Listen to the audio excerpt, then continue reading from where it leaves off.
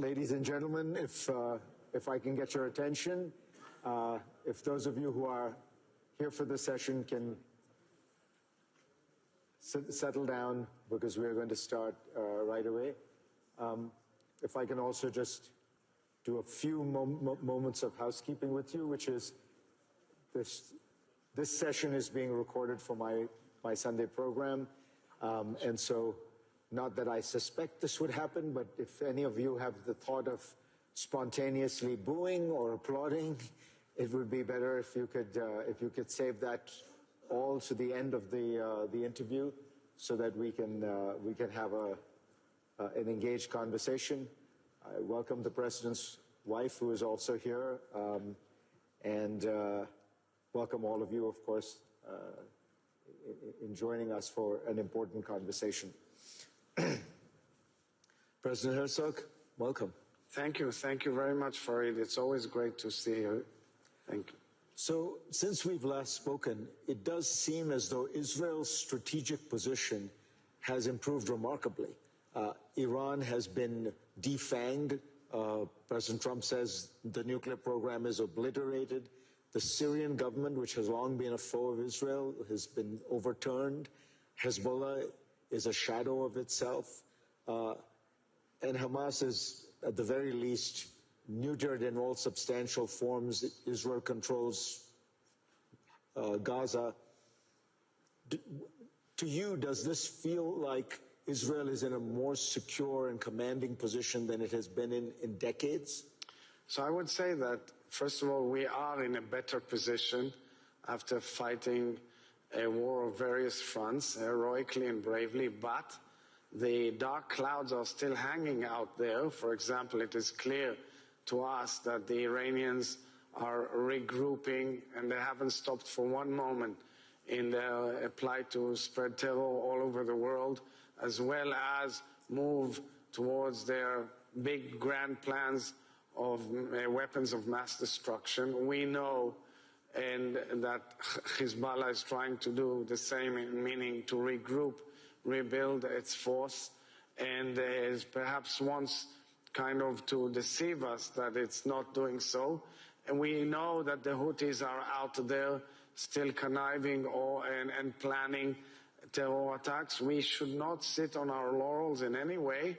And of course in Hamas is still there in Gaza, holding our last hostage, Ran Gvili, who we are screaming out loud to bring him back home according to the agreements that were agreed upon. So I would say, all in all, the balance sheet is better, but we should not be kind of over optimistic and believe that all is well, because we live in a dangerous circumstance and, of course, in a volatile region. When you look at Iran and you see these recent protests, which really have been the most widespread, certainly in several years, and the government is much weaker, both economically and militarily, do you think the Iranian regime is in danger of collapsing? And can the outside world do anything to help hasten that collapse? The Iranian people are yearning for change. The Iranian people deserve change. They deserve decent life. The Iranian people live under a very oppressive regime, a regime which has mowed thousands of its citizens and is torturing and is jailing and is destroying thousands of families, perhaps tens of thousands, perhaps much more, all around Iran, trying to crush the natural demand of human beings for a better life and for freedom. And you know what mind boggles me? All those who've attacked us for defending ourselves, where are they? Where's Susan Sarandon? Where's Cynthia Nixon? Where are all of these people? Why don't we see them demonstrating in front of the Iranian embassies or demonstrating in the streets of cities all over the world and crying out loud and saying, we support the Iranian people? And that shows the great hypocrisy that surrounded our fight for defending ourselves and actually changing the regional geostrategic trajectory. And I sincerely hope and pray and that there will be a change in Iran, because Iran deserves better, the region deserves better, the world deserves better. You hope and you pray, but do you believe, on the basis of the intelligence you've seen, on the basis of your observations, that the regime is fragile and that this time these protesters could actually make a difference? The people are suffering tremendously. There's shortage of food and water and so many other basic needs. The economy is in shambles. The horizon, the future for the Iranian people can only be in a regime change. And that has to be, at the end, within the realms of the Iranian people and the international community and its support. It's clear to me that the Ayatollah regime is in quite a fragile situation. We hear reports out of Syria that ISIS fighters are being released, that there is a greater degree of chaos within the country. What is your understanding of what's going on in Syria, and how worried is Israel that it spills over in some way? We look at Syria very cautiously. On the one hand, the Syrian people deserve a better life. And the fall of the Assad regime, which is another example when people got fed up and how it happened, and a lot had to do with Israel's, battle to defend itself, and by that also changing the entire regional structure. We are watching it very cautiously because we are worried about our allies, the Druze on the south, and we have certain requirements as to their fate. We had received really terrible reports of what happened in Sweden a few months back, including sexual violence against women, including terrible atrocities. Now we got reports about what happened to the Kurds.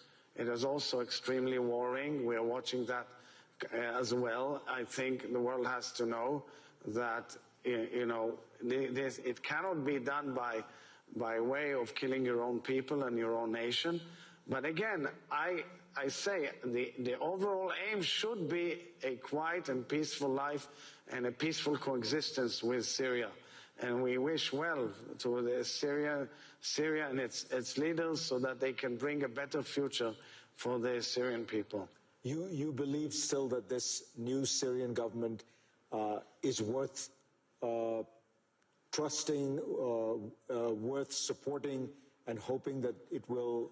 So we listen to our friends, the Americans, who are very much involved, and other nations in the region who are operating and meeting with President Shara and his team. I know they're trying their best. And I say always, my mom taught me always a sentence from childhood: the proof of the pudding is in the eating.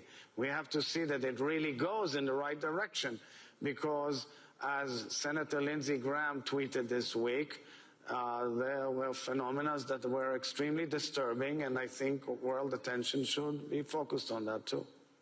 Let's talk about Gaza. What we have now is a ceasefire, and the ceasefire has ended a lot of the violence, but Israel is still engaged in almost daily attacks. Israel controls more than 50% of Gaza, and the other part is controlled by Hamas. So the conditions that that Prime Minister Netanyahu had set out, the total defeat of Hamas, have not been achieved. Israel is still in Gaza. It feels like a very unbalanced settlement.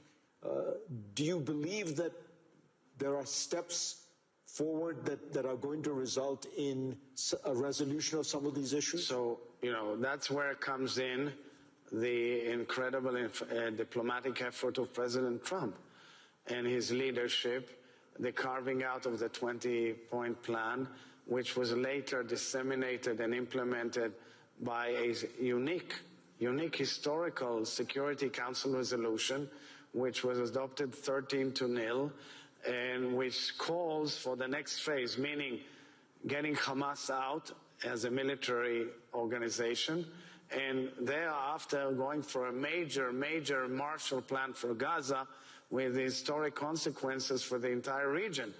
Now, this has to be done, and it's going to be launched as part of the Board of Peace and its operations, that the government of technocrats, which is accepted and agreed, which should take now the civilian management of Gaza, and the real test has to be Hamas leaving Gaza. Hamas as a military group leaving Gaza. This is the test of this movement from stage 1 to stage 2, as well as, of course, the return of Ran Gvili, our hostage, as soon as possible. That's where we're at. So it's not a standstill. It's a stage-by-stage process whereby we've brought Hamas into a situation where we annihilated most of its leaders on the ground. And now the next phase has to be this international effort, which so far is building in front of our eyes. So we must give it a chance. And what I like about it is that it's thinking out the box. It's something rare. First of all, it brought us back our hostages, which was the most painful process and demand of all of us, and we want to see Gvili back. But most importantly, after that, on that achievement, on that process, it gave hope. In my mind, the people of Gaza, the children of Gaza, deserve good life.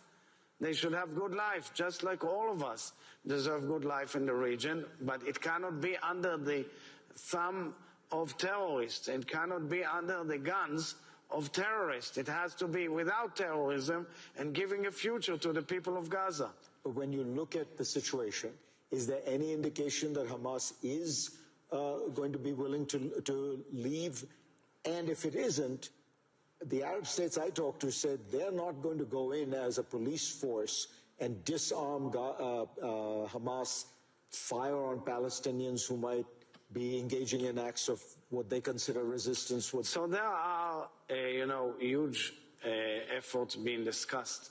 In these very moments, actually, in the halls of this conference, many ideas were discussed by many partners and people who are dealing with it. It seems to be, challenging, but if, as the Americans say, they can do it and they can deliver by leading this huge international effort, which is also coordinated by the CMCC, the special military compound near Kiryat Gat, where many representatives of many nations are working on questions like demining, decommissioning, questions that deal with the future of Gaza, the building Gaza, the program of a huge amount of budgets that will go into Gaza and give true overall of its infrastructure and create Gaza as a haven that we can live with and bring future to the Middle East would be remarkable. We are now in it. It has to be tested. It is clear that no one is willing to go into Gaza and fight except our military and our soldiers, our sons and daughters. And that is made clear that there will be a deadline to how long we can procrastinate in waiting to make sure that the terrorists are out. But in between, there is a major effort, and that's been discussed by the various parties to the agreement and to the UN Security Council resolution. If the Gaza plan succeeds and there is a reconstruction and there is a technocratic government and Palestinians do begin to be able to live in peace and dignity, isn't the next step that they will ask for political rights? In other words, a path to statehood, and is that appropriate for them? So the Security Council resolution and the 20-point plan have given, the horizon for that effect. And I think that's a very important horizon, which has to be discussed, because the issue will be whether there are reforms on the Palestinian side, and how do you make sure that there will be peace and security for the Israelis, and how we move on as nations in the Middle East. I think the greatness of the process right now is that it is also based on regional elements. And the fact that it's a regional process also gives strong winds to many new facets in the dialogue, such as economic improvement, economic dialogue, economic benefits, and so forth and so on, that give vested interest to the people to see that there is a future rather than going to terror. This technocratic government will be tested by its ability to function well and bring forward improvement of life quite quickly in Gaza with the support of the international community and, of course, with the increase of humanitarian aid as much as possible to Gaza. Saudi Arabia has said that it will normalize relations with Israel only if there are serious and irreversible steps toward Palestinian statehood.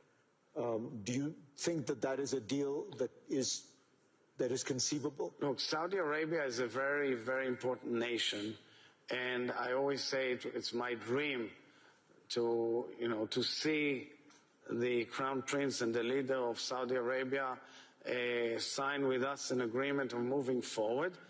But right now, what we have is the platform of the Abraham Accords, and the Abraham Accords were carved out in the first term of President Trump and has shown immense sustainability throughout the storm that has we have seen in the Middle East.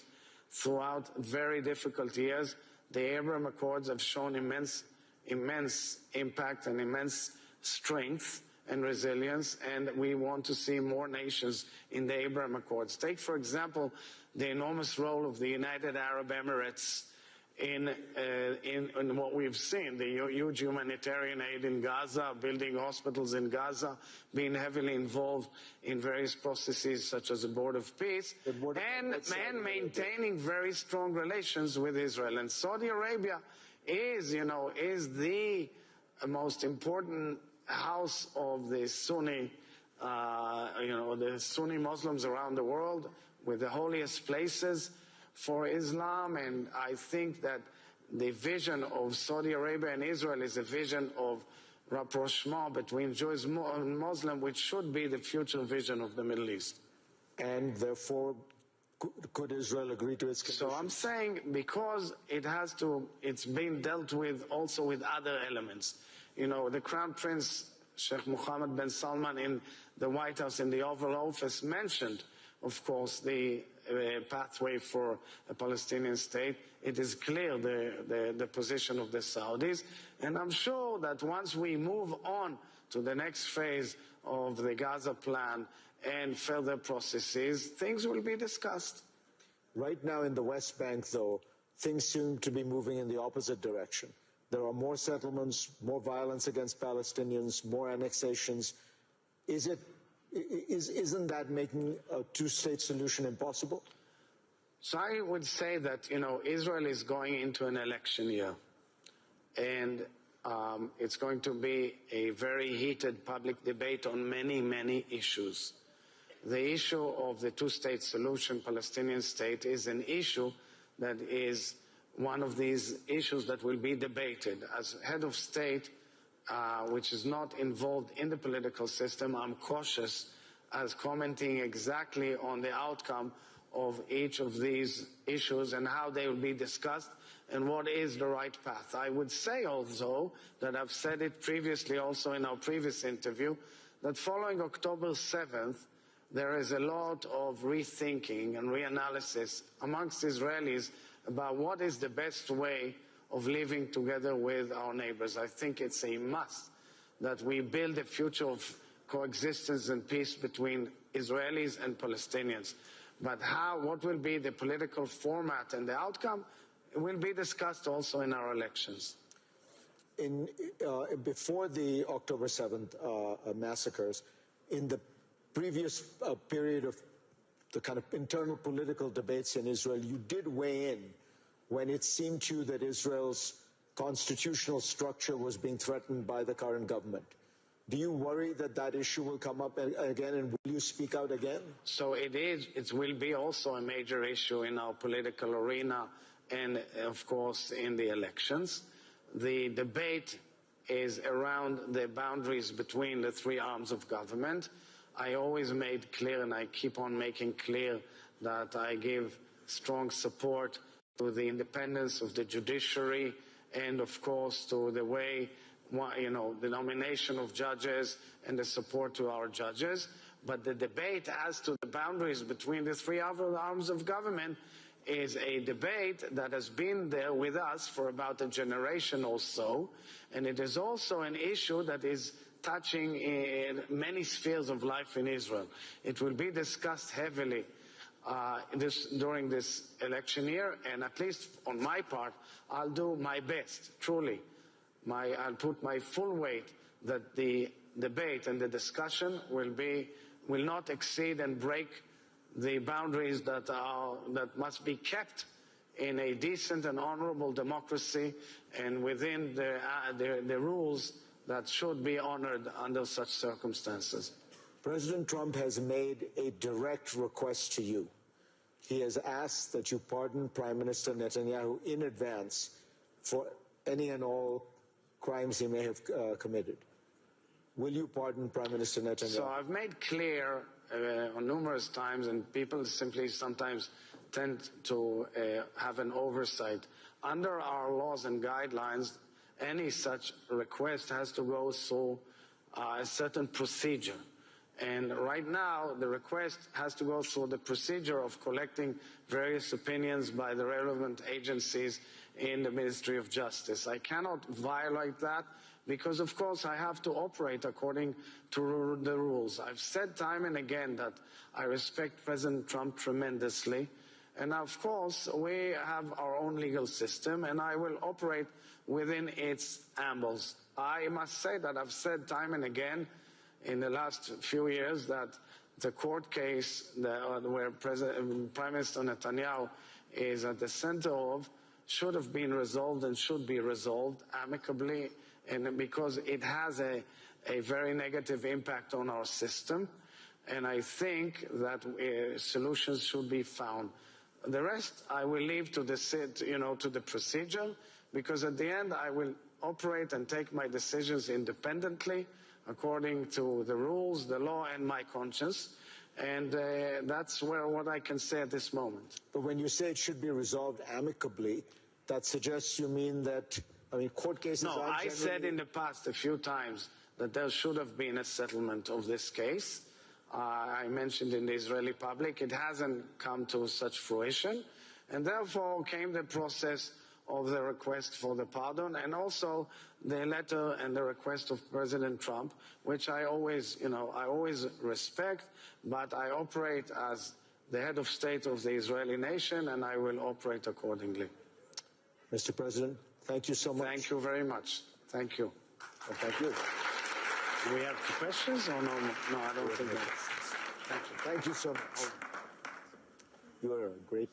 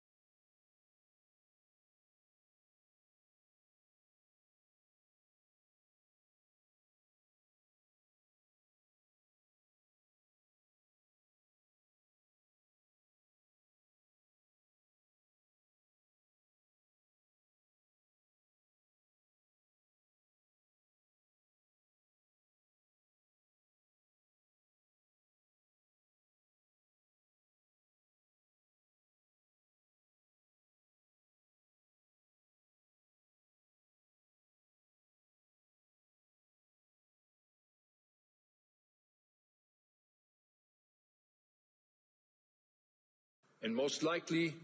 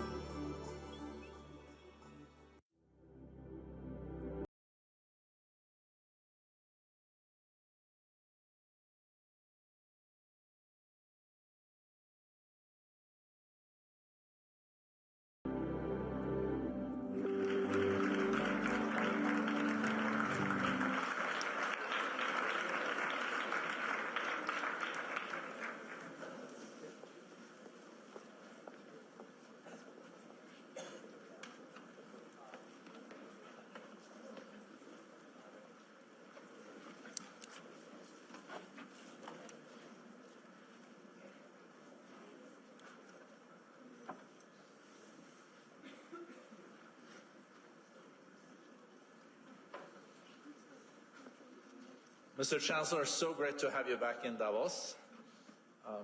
Last time, not as Chancellor, but this time heading the largest economy in Europe.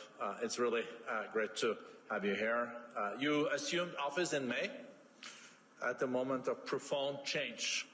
Geopolitical tensions are high. Trade is fragmenting. Security has become an urgent priority, and technological change is reshaping our economies at remarkable speed. Europe must respond to these challenges, and Germany, as Europe's economic engine, carries a particular responsibility, shaping the continent's future. I know after your speech here, you will be going to Brussels in another meeting, but as you saw also, Mr. Chancellor, things do happen in Davos, there are processes, and I guess the discussions around Greenland is going to be a little bit easier this evening in Brussels. Since taking office, you have sent important signals. A shift in fiscal policy, significant investments in defense and infrastructure, and a more active German role on the international stage. As Mario Draghi has warned, without bold action, Europe risks a slow agony. This moment, therefore, calls for leadership that provides clarity, confidence, and resolve. We very much look forward to your speech, and thank you for your very important leadership in challenge. Let me share with you how the new German government is looking at these tectonic shifts and how we are addressing them. These shifts have the most profound ramifications for our freedom, for our security, and for our prosperity. In these weeks and months, we are witnessing a new era has already begun. Russia's war of aggression against Ukraine has been the most drastic expression so far. But change runs much deeper.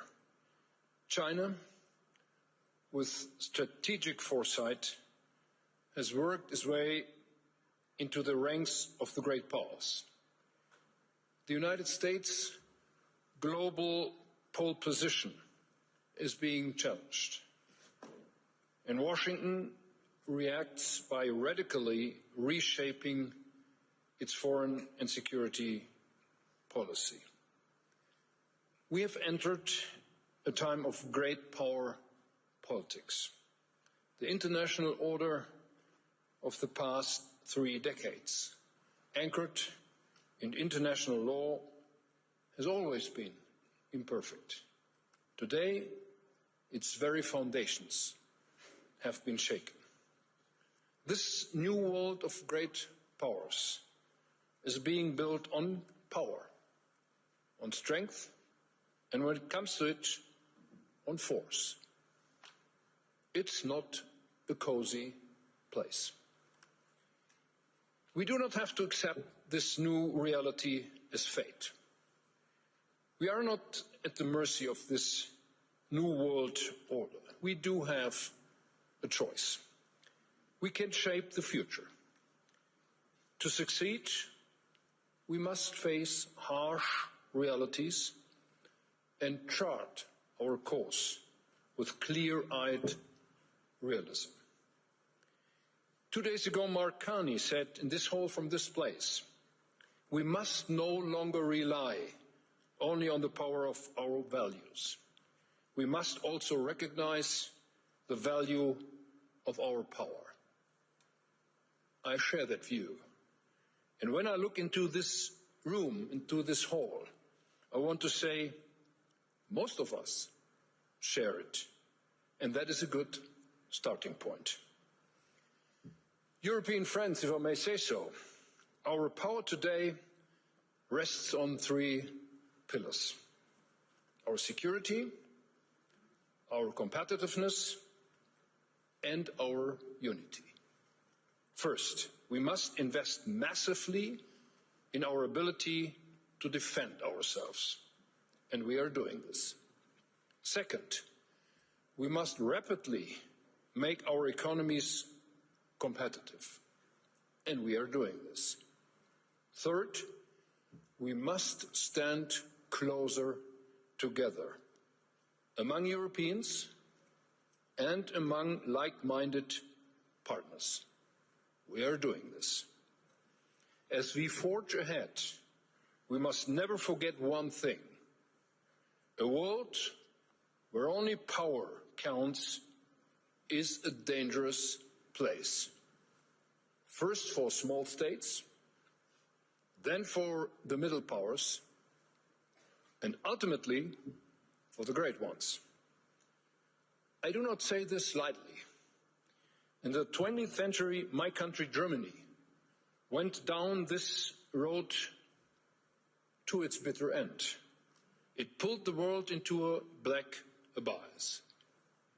So let us bear in mind, our greatest strength remains the ability to build partnerships and alliances among equals, based on mutual trust and respect.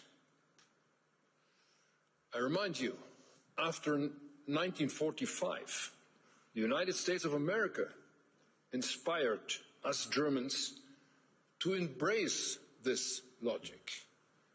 On this foundation, NATO became the strongest alliance in history. This is why we hold true this idea. Now, in recent days, the United States administration has vehemently demanded greater influence in Greenland. Washington has argued that this is an imperative to counter security threats in the High North. We welcome that the United States is taking the threat posed by Russia in the Arctic seriously. This threat is itself an expression of great power rivalry. It is aimed both at Europe and the United States. We experience it daily in hybrid attacks in the Baltic Sea and in Russia's winter war against the people of Ukraine. We share the conviction that as European NATO allies, we must do more to secure the High North as NATO. This is a common transatlantic interest. Germany is doing just that. We are doing it in the framework of NATO, and we will do more. Our neighbors and partners in Europe, including Denmark and the people of Greenland, can count on our solidarity. We will protect Denmark, Greenland, the North, from the threat posed by Russia. We will uphold the principles on which the transatlantic partnership is founded, namely sovereignty and territorial integrity.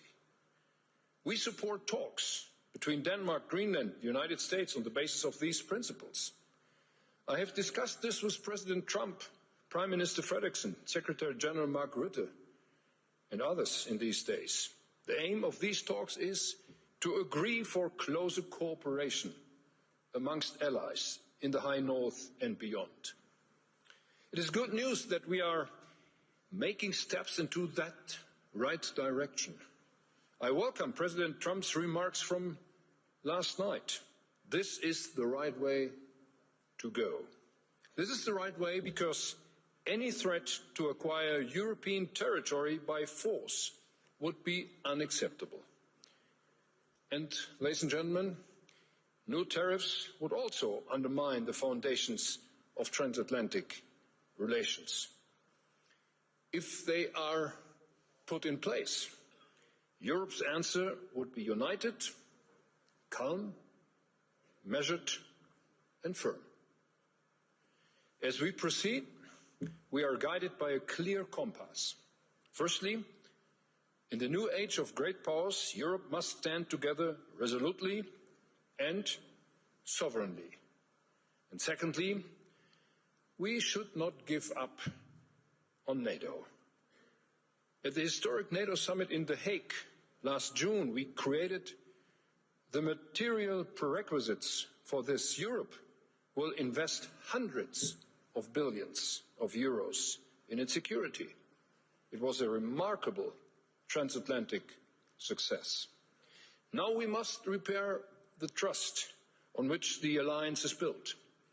Europe knows how precious it is. We feel deeply that it can be the United States' strongest competitive advantage in an age of great powers. Democracies do not have subordinates. They have allies, partners, and trusted friends. Let me paraphrase this in German in a few words. Wir haben die Schwelle hinein in eine neue Welt der Großmächte überschritten. In dieser Welt weht ein rauer Wind. Diese Welt wird uns Härten und Gefahren zumuten. Das spüren Sie, das spüren wir alle. Machen wir uns aber auch bitte klar, dieser Welt sind wir nicht ausgeliefert. Wir können sie gestalten. Lassen Sie uns deshalb besonnen, schöpferisch und mutig zugleich auf unsere eigenen Stärken setzen. Und genau das tun wir. Wir investieren massiv in die eigene Sicherheit. Wir machen unsere Wirtschaft wieder wettbewerbsfähig. Und wir halten in Europa zusammen. Das wird uns helfen, den Zumutungen dieser neuen Zeit besser zu trotzen. Vor allem wird es uns neue Türen öffnen und neue Chancen ermöglichen. Für unsere Souveränität werden wir mit Festigkeit eintreten. Und unsere Nachbarn in Europa können sich auf unsere Solidarität verlassen. Lassen Sie uns bitte auch bei allem Frust und Ärger der letzten Monate die transatlantische Partnerschaft nicht voreilig abschreiben. Und das ist kein wohlfeiler Verweis auf das Prinzip Hoffnung. Nein, wir Europäer, wir Deutsche wissen, wie kostbar das Vertrauen ist, auf dem die NATO fußt. Im Zeitalter der Großmächte werden auch die USA auf dieses Vertrauen angewiesen sein. Es ist ihr und unser entscheidender Wettbewerbsvorteil. Ich sage es auf Deutsch. Autokratien mögen Untertanen haben. Demokratien haben Partner und verlässliche Freunde. An diesem Satz wollen wir uns orientieren. Wir werden hartnäckig dafür arbeiten, dass dies nicht in Vergessenheit gerät. Under my leadership, ladies and gentlemen, the new German government set two goals. First, Germany has to regain economic strength. Second, we want to make Europe a key player again in global politics, economically, and particularly in defense. We need to be able to defend ourselves, and we need to do so fast. These goals are complementary. Economic competitiveness and the ability to shape global politics are two sides of the same coin. Germany can only lead the way in Europe if we are economically strong. And Europe's geopolitical influence and our defense capability largely depend on the continent's economic momentum. Ladies and gentlemen, our policies now need to be exceptionally ambitious and courageous. We must make progress in 4 simultaneously areas. We must continue supporting Ukraine in its fight for a just peace. We must become capable of defending ourselves on our own in Europe. We want to reduce dependencies that currently make us vulnerable. And fourth, we want to ensure that our economy can tap into its full potential for innovation and growth. This will only work if we work together as one European Union. And be assured, Germany pledges to take a special responsibility here. That is why we decided right at the start of my tenure to increase Germany's defense spending up to 5% of GDP. That is a huge increase. Boosting our military capabilities means to assert our sovereignty. By systematically strengthening our defense, we are reducing our economic and technological dependencies. And there is no room for isolationism and protectionism in this agenda. Instead, we are talking about strategically coordinated ties worldwide. Europe's trade ambitions are crystal clear. We want to be the alliance offering open markets and trade opportunities. We want to strengthen the rules for fair trade and level playing field. Europe must be the antithesis to state-sponsored, unfair trade practices, raw material protectionism, tech prohibition, and arbitrary tariffs. Tariffs, again, have to be replaced by rules, and those rules need to be respected by trading partners. On this, the EU is making great progress. Mercosur has been signed. And by the way, I deeply regret that the European Parliament has put another obstacle in our way yesterday. But rest assured, we will not be stopped. The Mercosur deal is fair and balanced. There is no alternative to it if we want to have higher growth in Europe.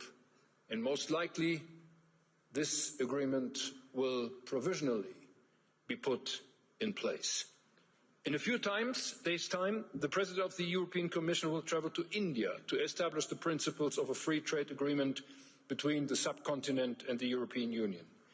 I was in India a week ago, and I have no doubt whatsoever that the era of great powers presents an opportunity for all of us and for all countries that favor regulations above arbitrary rule and see greater benefit in free trade than in protectionism and isolationism. And Europe is joining forces with new partners, as you do see in our efforts to finalize trade agreements with Mexico and Indonesia. In order to make best use of these new partnerships, we need to put our house in order at home. We are aware of those problems. Both Germany and Europe have wasted incredible potential for growth in recent years by dragging feet on reforms and unnecessarily and excessively curtailing entrepreneurial freedoms and personal responsibility. We are going to change that now. Security and predictability take precedence over excessive regulation and misplaced perfection. We must reduce bureaucracy substantially in Europe. The single market was once created to form the most competitive economic area in the world, but instead we have become the world champion of over-regulation. That has to end. I have therefore mobilized EU leaders to convene for a special summit on February 12th, at which we intend to set the course. Giorgia Meloni and myself, we have formulated a set of proposals we would like to see addressed. Amongst them are some new ideas. We propose an emergency brake for bureaucracy, discontinuity for legislative work, a modernized EU budget putting competitiveness center stage. We want to have a fast, dynamic Europe and a service-oriented administration. I will insist that rapid progress be made, including on the Capital Markets Union. We cannot allow our European champions to continue being dependent on capital markets outside Europe.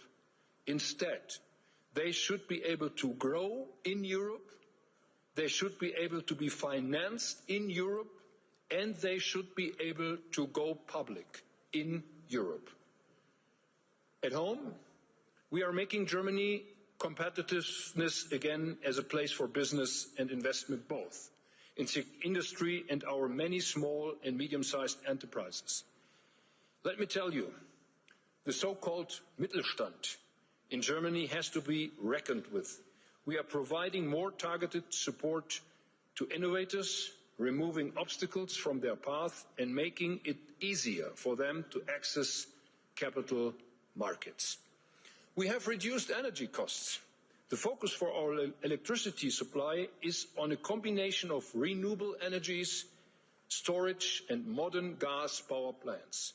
In the coming years, you will see massive investments in state-of-the-art power plants, power lines and heat supply. We will speed up efforts to expand and modernize infrastructure. 500 billion euro have been made available for this purpose. At the heart of our efforts lies digital transformation. Artificial intelligence requires industrial scale. Germany has one of the world's largest pools of industrial data. That is just one reason why we are investing in high-performance AI, gigafactories, speeding up the expansion of data centers, and creating the digital infrastructure for a competitive AI economy in Germany. Our research and technology policy is guided by a new high-tech agenda. We are global leaders in so many areas of cutting-edge research. We want to ensure that innovation gets to market more consistently, building industries of the future. And whoever wants to invest in the future, let me be clear, you will find a very strong partner in Germany. We want to be a leading investment location for global capital. Our policy is to mobilize private sector investments in infrastructure, high-tech and industrial transformation with clear rules, strong institutions and long-term reliability. Now, ladies and gentlemen, let the headlines of the day not confuse you. I urge you, look at the bigger picture. The world around us is changing at unprecedented pace.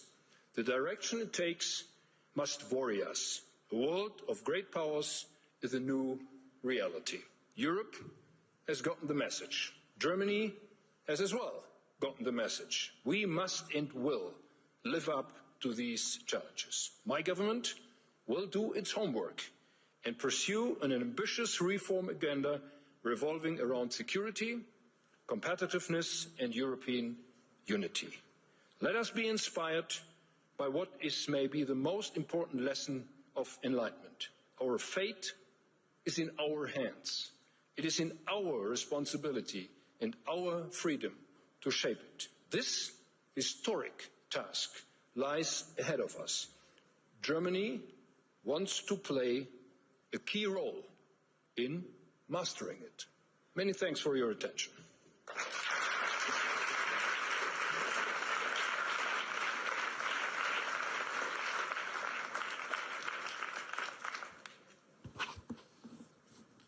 Thank you so much, Mr. Chancellor, also for being able to create some optimism when this meeting is probably taking place against the most complex geopolitical backdrop, maybe since the Cold War, or maybe even since 1945.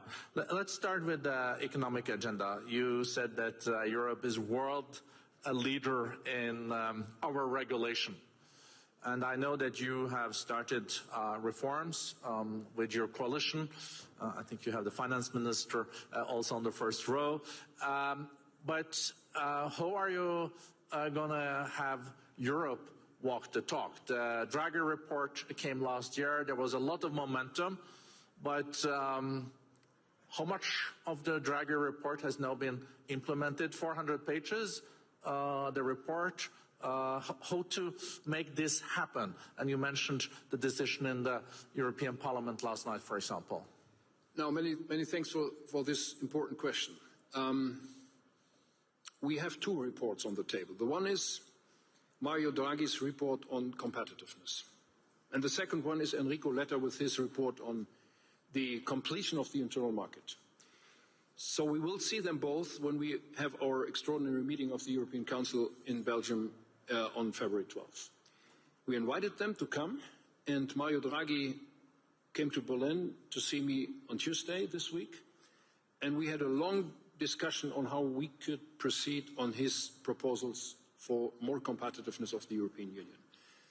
My guess is that only 10% of his proposals had been put in place over the last 18 months. So we have to do much more than that. And that's the reason why I really welcome that he will come and see us, and we will have a very long debate. This is, so to say, an offside of the European Council, and we will only talk about competitiveness and only talk about how we can reduce red tape in this European Union and how we can make the way free for new investments. And my Minister of Economic Affairs and Energy is here as well. So we are seeing a lot of opportunities how we can do that. And my meetings during this Davos Economic Forum in this year making me extremely optimistic that there are many investors, many CEOs here seeing Germany as one of the key places for further investments. So we have to do our work. It will not be easy. I mentioned the European Parliament. This European Parliament may not become the bottleneck for all these decisions. The EU Commission has the monopole for making proposals. This is not easy. The European Union was never easy, but it's the best answer to what we can do on the European continent in this changing world. And my optimism is even bigger after having seen so many people here around the World Economic Forum in Davos this year than it was when I came in yesterday.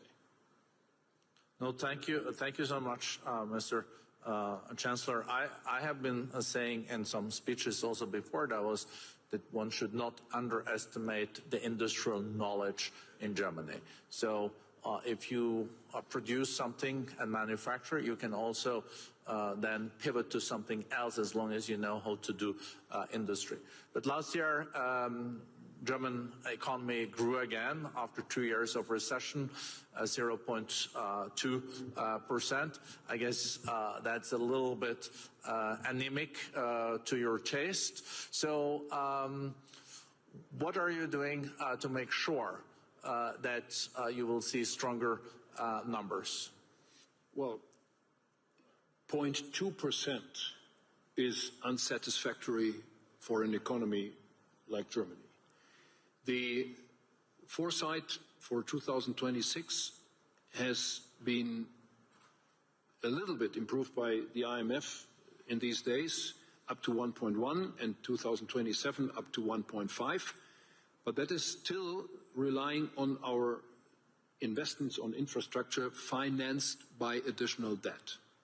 So this is something we are seeing as a sort of momentum, publicly financed, but not an upswing which is constantly looking into the future. We are faced with one big obstacle, and that is productivity. Productivity of the German economy is more or less low for a decade now. So we have improved that, and there are 4 obstacles in front of us in terms of costs. The one is energy.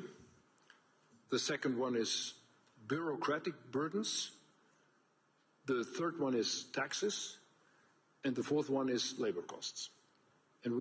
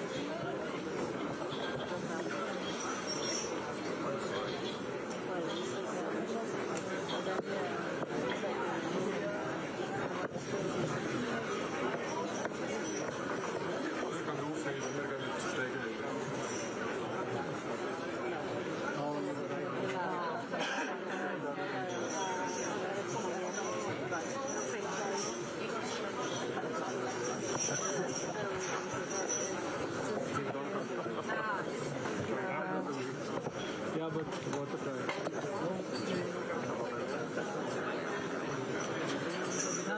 Tamam anladım abi. Kim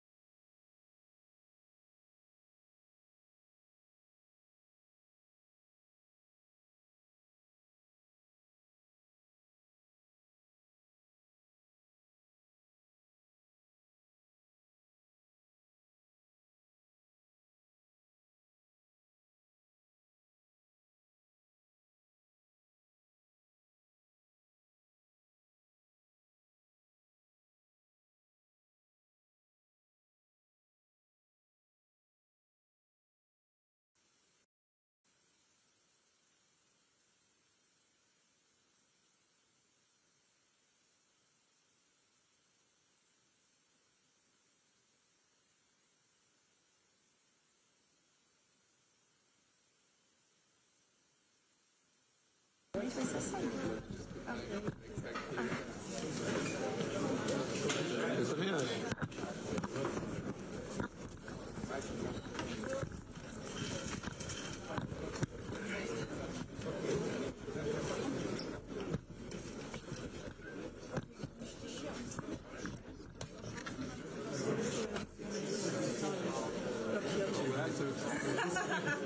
I can see.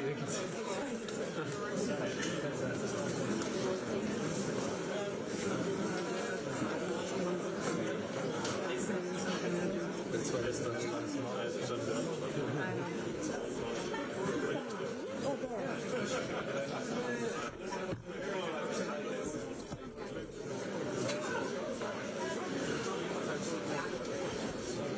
Parece que vai ser daí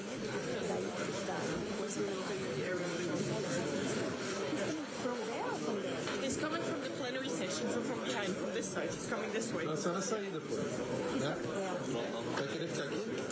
Tô achando que aqui, esse lugar que a gente tá, tô achando que é muito. Mas tu vai ficar aqui até o fim do negócio? I think we should go later, but when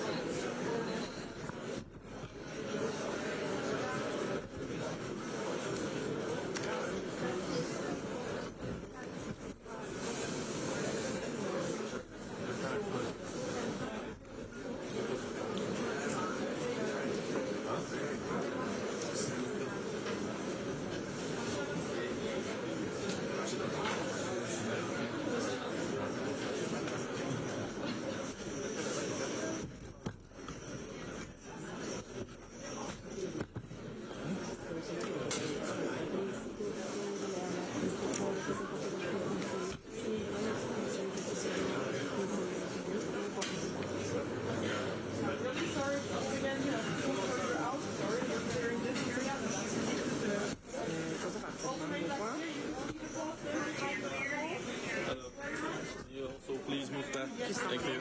Please take your belongings and clear the area.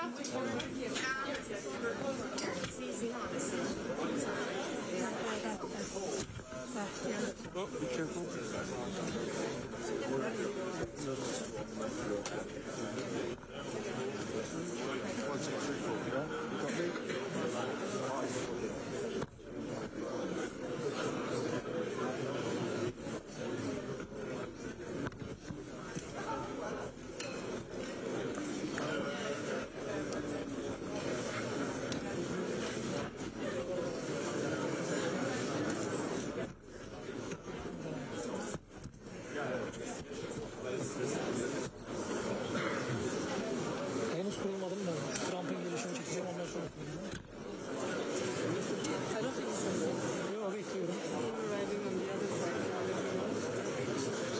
I see him from, okay, I see him there. Merdivenlerden aşağı inmeden sağda abi. Orada bir canlı yayınlar bölgesi var.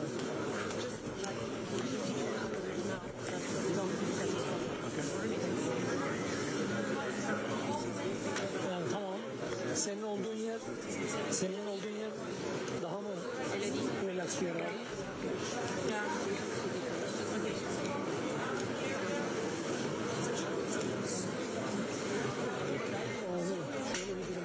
Şu ana merdivenler var ya, oradan yukarı çıkınca solda canlı yayınların olduğu yer var.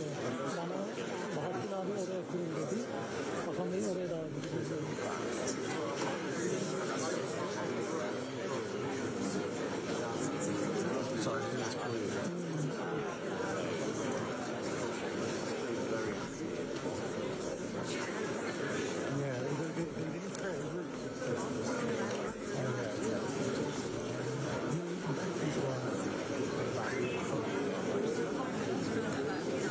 Vallahi Bahattin ablanın biri öyle söylüyor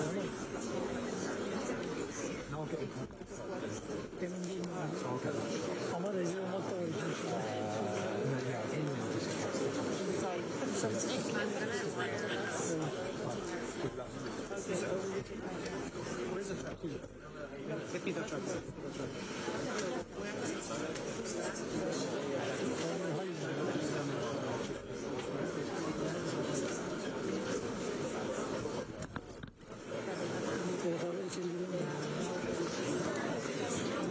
En son öyleydi.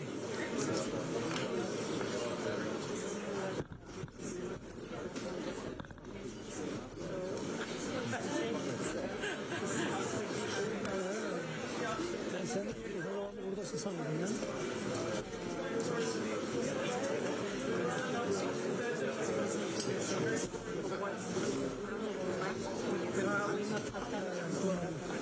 Ama senin genel olarak şey var mı? Onların yokmuş işte abi. Bu bölgeye giremiyorlar dedi. Belli.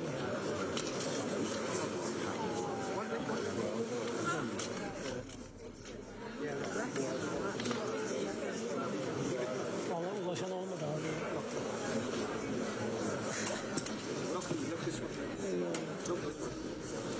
Ben merdivenlerin olduğu var. Ama şey değil abi. Ana merdivenden aşağı in, sola dön. Kameraların olduğu yerde. Sağ ol.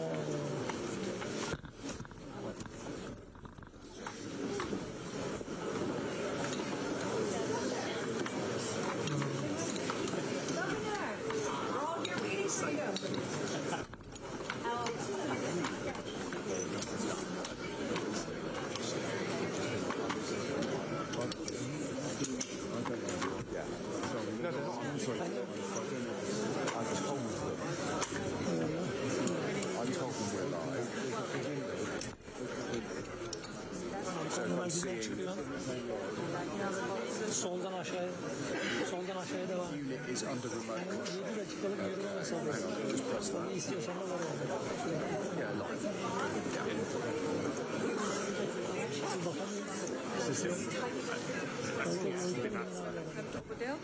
Just so, yes, exactly.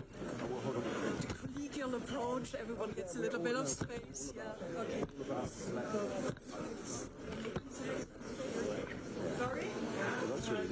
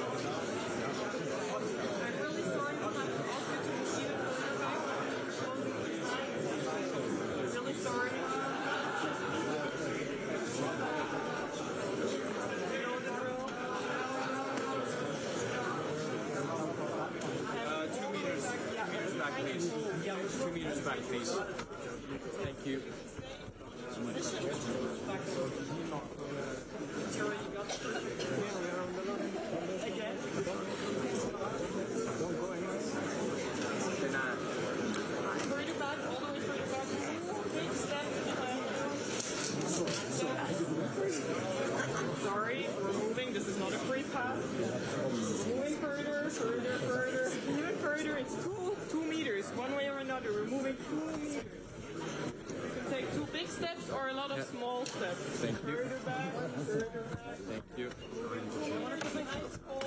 Further back, please. Further back, further back. Step further back. All the way. Thank you. That's a bit of OCD right there. Further back. Yeah. Even further. Thank For the you. rows behind, please go further back, further back. Yes. All the way here. Es ist schon gut. So Okay, ja. first line is behind the pole. Further back, further back. Yeah, danke so much. Yeah.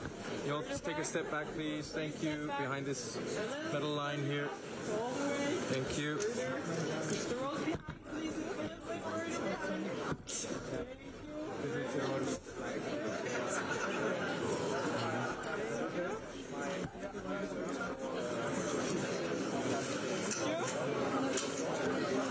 Sorry, this one a little bit further back so that we have a straight line.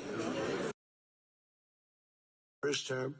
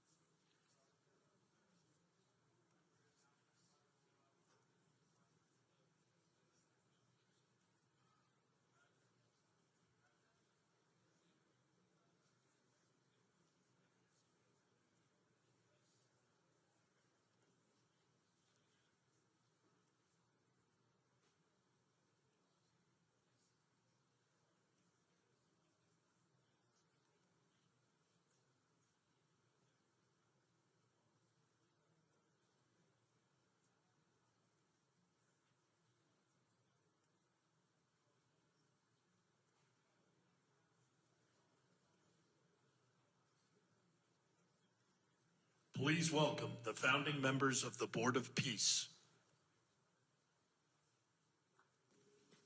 The Minister of the Prime Minister's Court of the Kingdom of Bahrain.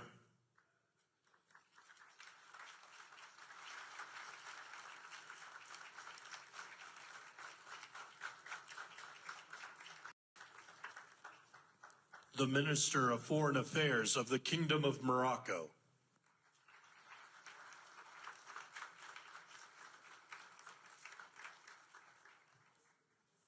The President of the Argentine Republic.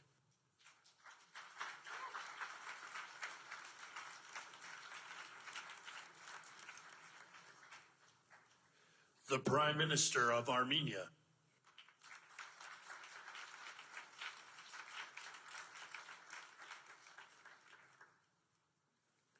The President of the Republic of Azerbaijan.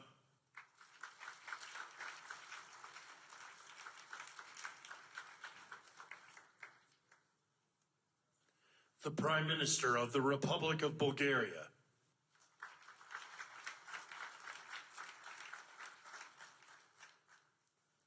The Prime Minister of Hungary.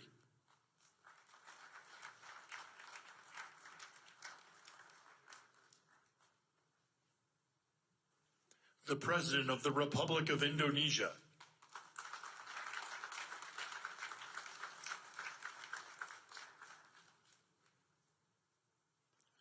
The Deputy Prime Minister and Minister of Foreign Affairs and expatriates of the Hashemite Kingdom of Jordan.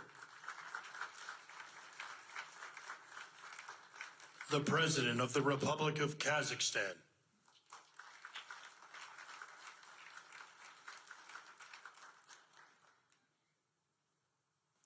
The President of the Republic of Kosovo.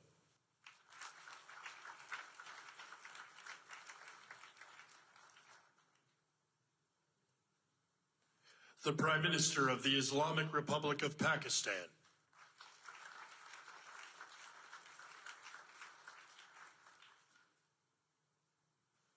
The President of the Republic of Paraguay.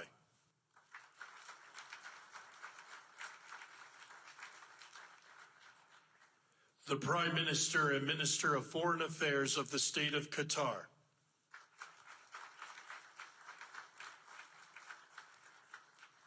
The Minister of Foreign Affairs of the Kingdom of Saudi Arabia.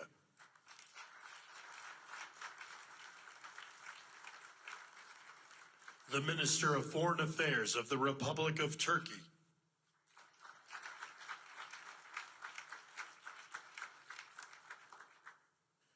The Special Envoy to the United States for the United Arab Emirates.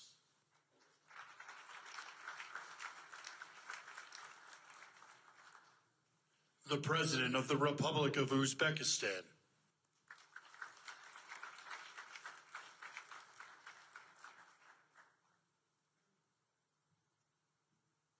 The Prime Minister of Mongolia.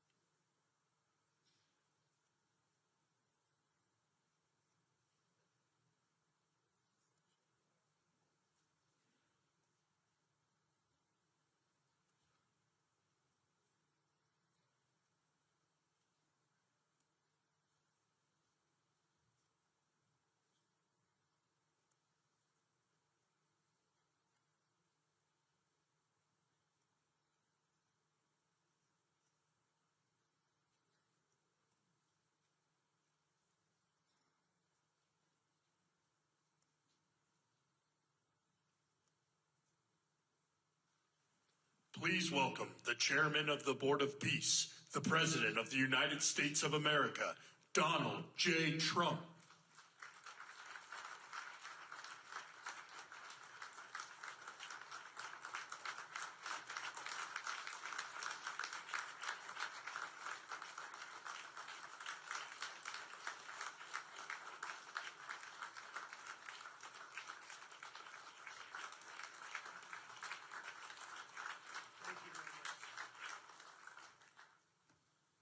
Well, this is a very exciting day.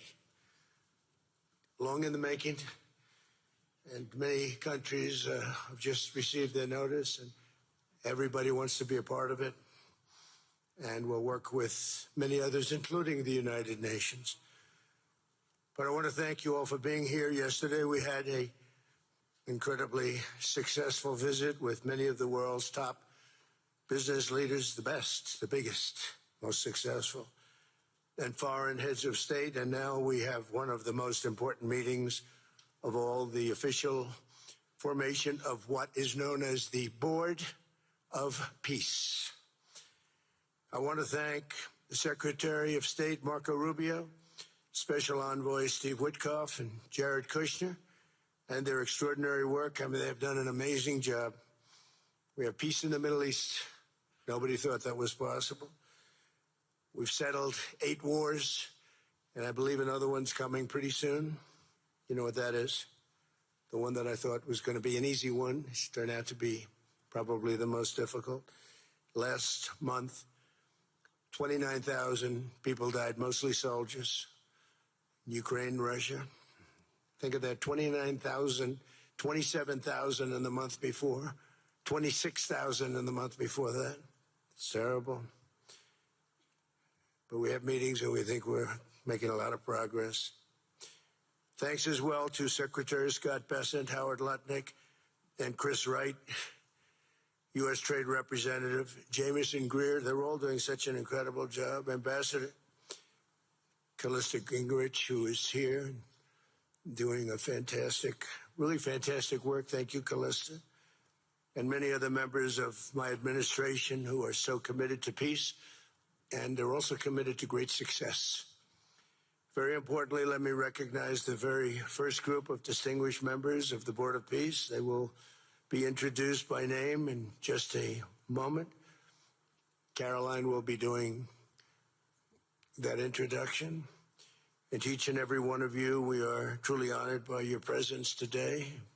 Leaders of countries, in most cases, very popular leaders. Some cases, not so popular, but that's the way it goes in life.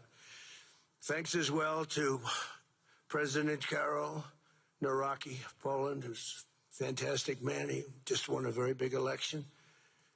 I'm very proud of him.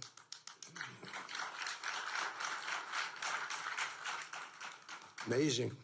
Along with former Prime Minister of the United Kingdom, Tony Blair. Thank you, Tony, for being here. We appreciate it. And members of the Board of Peace Executive Board, great group. This week marks the 1-year anniversary of my second inauguration as president. No administration in history has achieved such a sweeping turnaround in 12 months' time at home and abroad. We have a tremendous mandate. We won the popular vote by millions.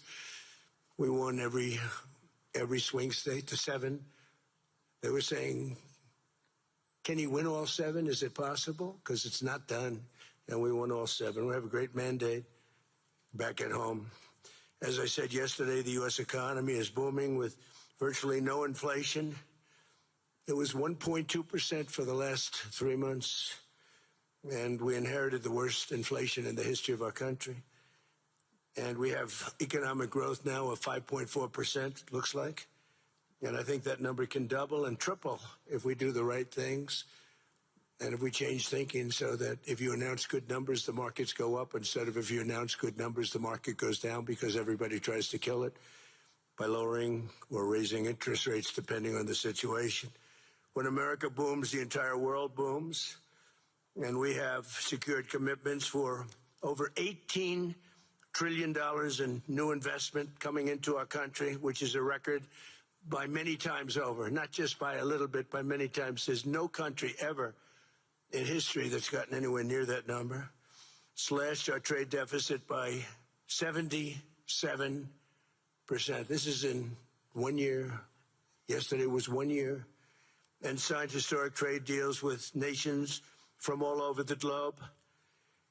Today, the world is richer, safer, and much more peaceful than it was just 1 year ago. We put out all those fires. A lot of people didn't know, including me, that some of those wars were going on. And some of them were going on for, in one case, 32 years, in another case, 35 years, and another one, 37 years. We were very happy to stop the war that had started with India and Pakistan, two nuclear nations. And I was very honored when the Prime Minister of Pakistan said President Trump saved 10 and maybe 20 million lives by getting that stopped just before bad things were going to happen. As president, I ended those 8 wars in 9 months, including Cambodia and Thailand. And by the way, many of the leaders are here.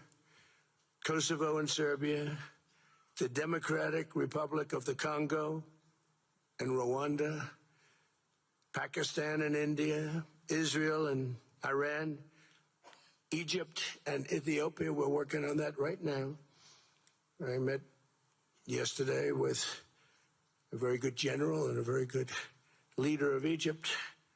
We're working on a dam that was built which precludes the Nile River from getting water. It's a little tough situation, but we'll get that settled. I really had it just about settled in my first term, and then we had a rigged election. Took me out of commission for a little while, but here I am back. We'll get it settled. But it's a pretty tough situation. A dam was built, and the water doesn't come down to the Nile. When I think of Egypt, I think of the Nile, but I think of the Nile with water in it. Armenia and Azerbaijan, who, I mean, a lot of these leaders have become my friends. They become my friends. They're here. And, of course, the war in Gaza, which is really coming to an end. We have little fires that we'll put out, but they're little. They were giant, massive fires, and now they're down to little fires. We can put them out very easily. We have 59 countries that are involved in peace in the Middle East. Many of them not in the Middle East. They're near the Middle East, but they're not in the Middle East. And many have said that if Hamas doesn't do what they promised they would do, and I think they probably will, but they were born with rifles in their hands. They were literally born. The first day they had a rifle put into their hands, but they have to give up their weapons. And if they don't do that, it's going to be the end of them. But many countries have told me we want to go in and do it. And they really aren't countries that you traditionally think of as being involved in that. But that's the fire. Hezbollah in Lebanon, we have to do something about that. But these are, I call them remnants. They're small remnants compared to what it was before. It was massive, large, powerful countries fighting each other. In another great victory for the ultimate goal of peace in June, we obliterated Iran's nuclear enrichment capacity with Operation, we call it Operation Midnight Hammer. It was midnight, it was dark, no moon, and every single one of those bombs from the B-2 bombers hit the air shafts and went deep into the earth and totally obliterated everything that they were doing. They were 2 months away from having a nuclear weapon. Can't let that happen. And Iran does want to talk, and we'll talk. We've also hit ISIS in Syria, and very strongly, as you know. In my first administration, I took out al-Baghdadi, the founder of ISIS, and he was trying to start it up again because due to the tremendous talent of General Raisin Kane, as I call him, he wiped out ISIS in a period of 3 weeks in my first term.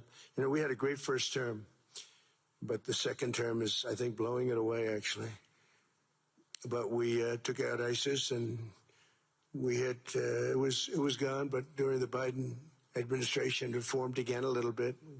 We hit it very hard in Syria. And Syria, by the way, I spoke with the president, is making a lot of progress, tremendous progress, actually. We're very happy about that. We took off all sanctions, which gives them a chance to breathe.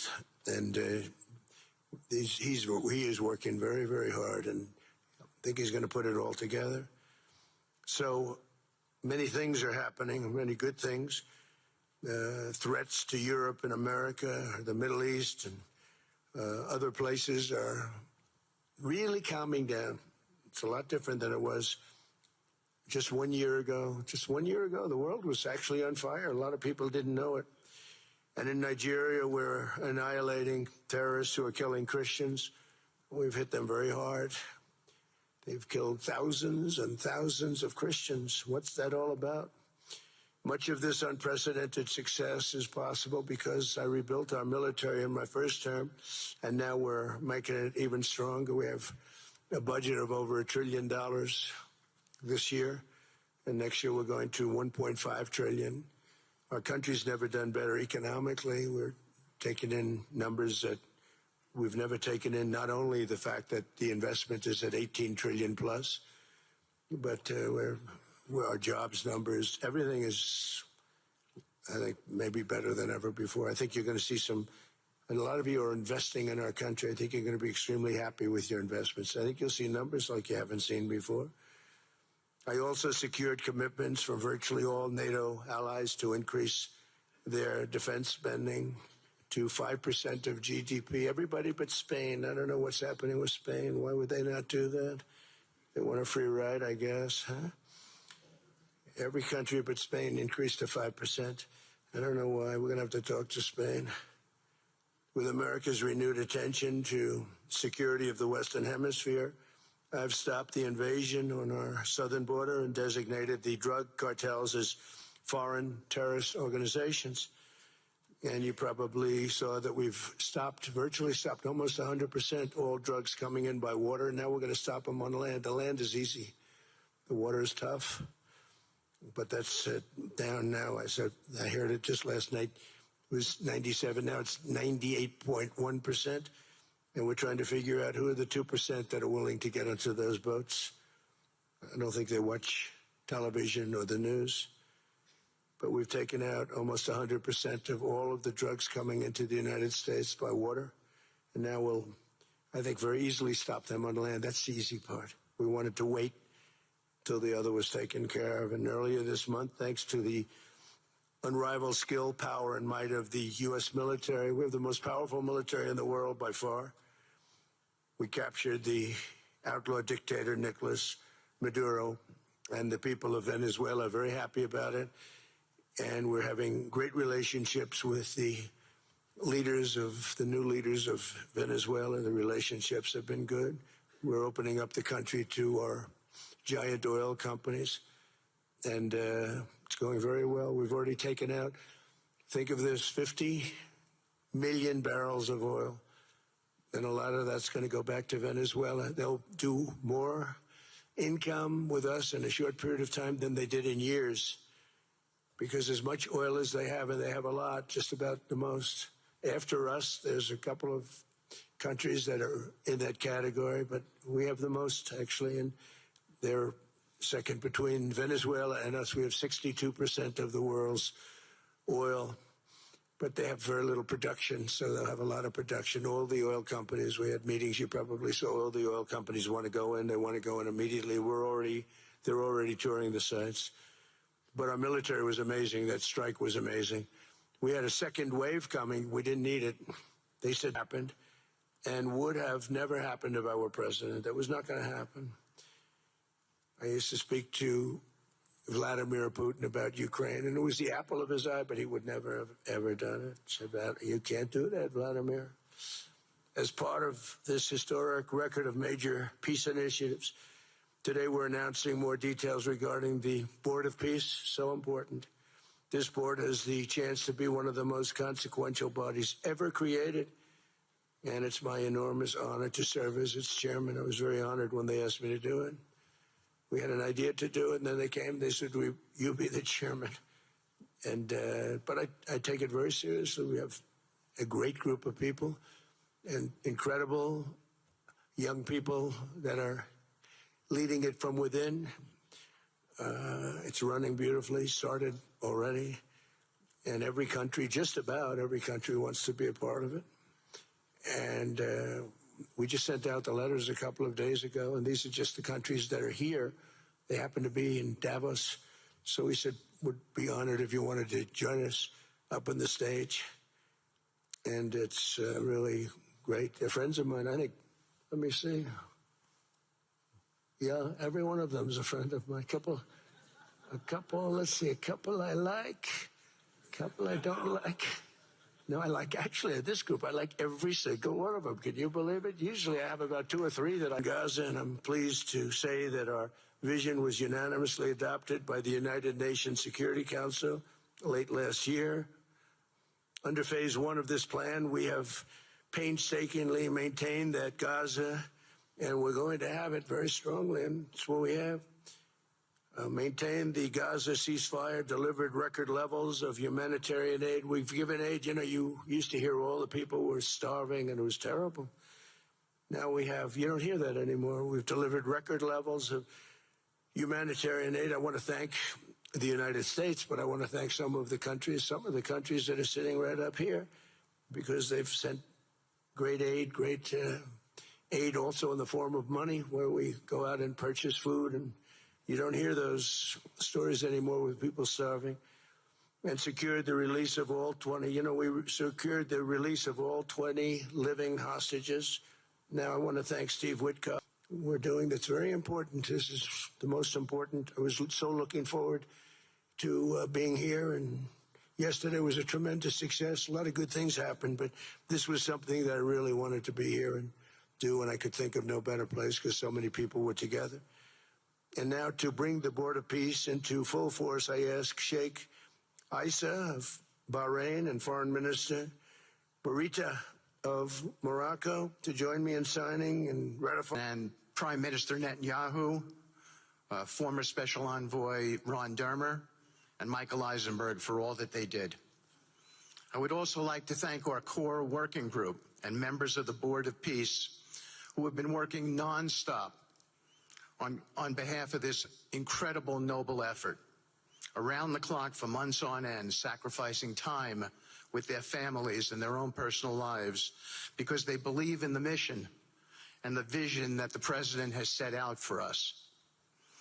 I'd also like to thank, those people include Tony Blair, Yakir Gabay, Josh Grunbaum, Aryeh Lightstone, Laron Tonkman, Admiral Cooper, General Frank, and I probably have forgotten some along the way. And then perhaps most importantly, I want to thank our administration. We have an incredible team.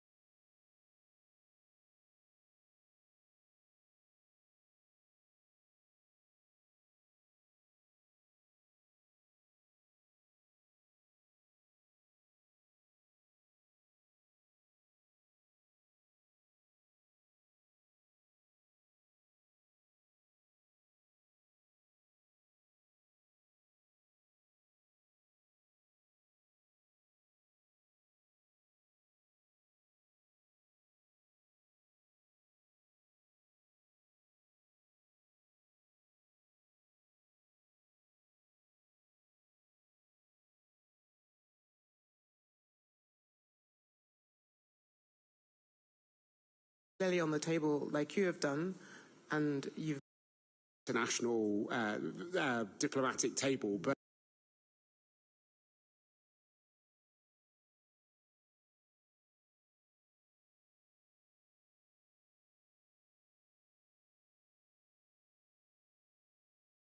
welcome to this session. My name's Mark Leonard. I'm Director of the European Council on Foreign Relations, and it's a huge thrill to be moderating this session today.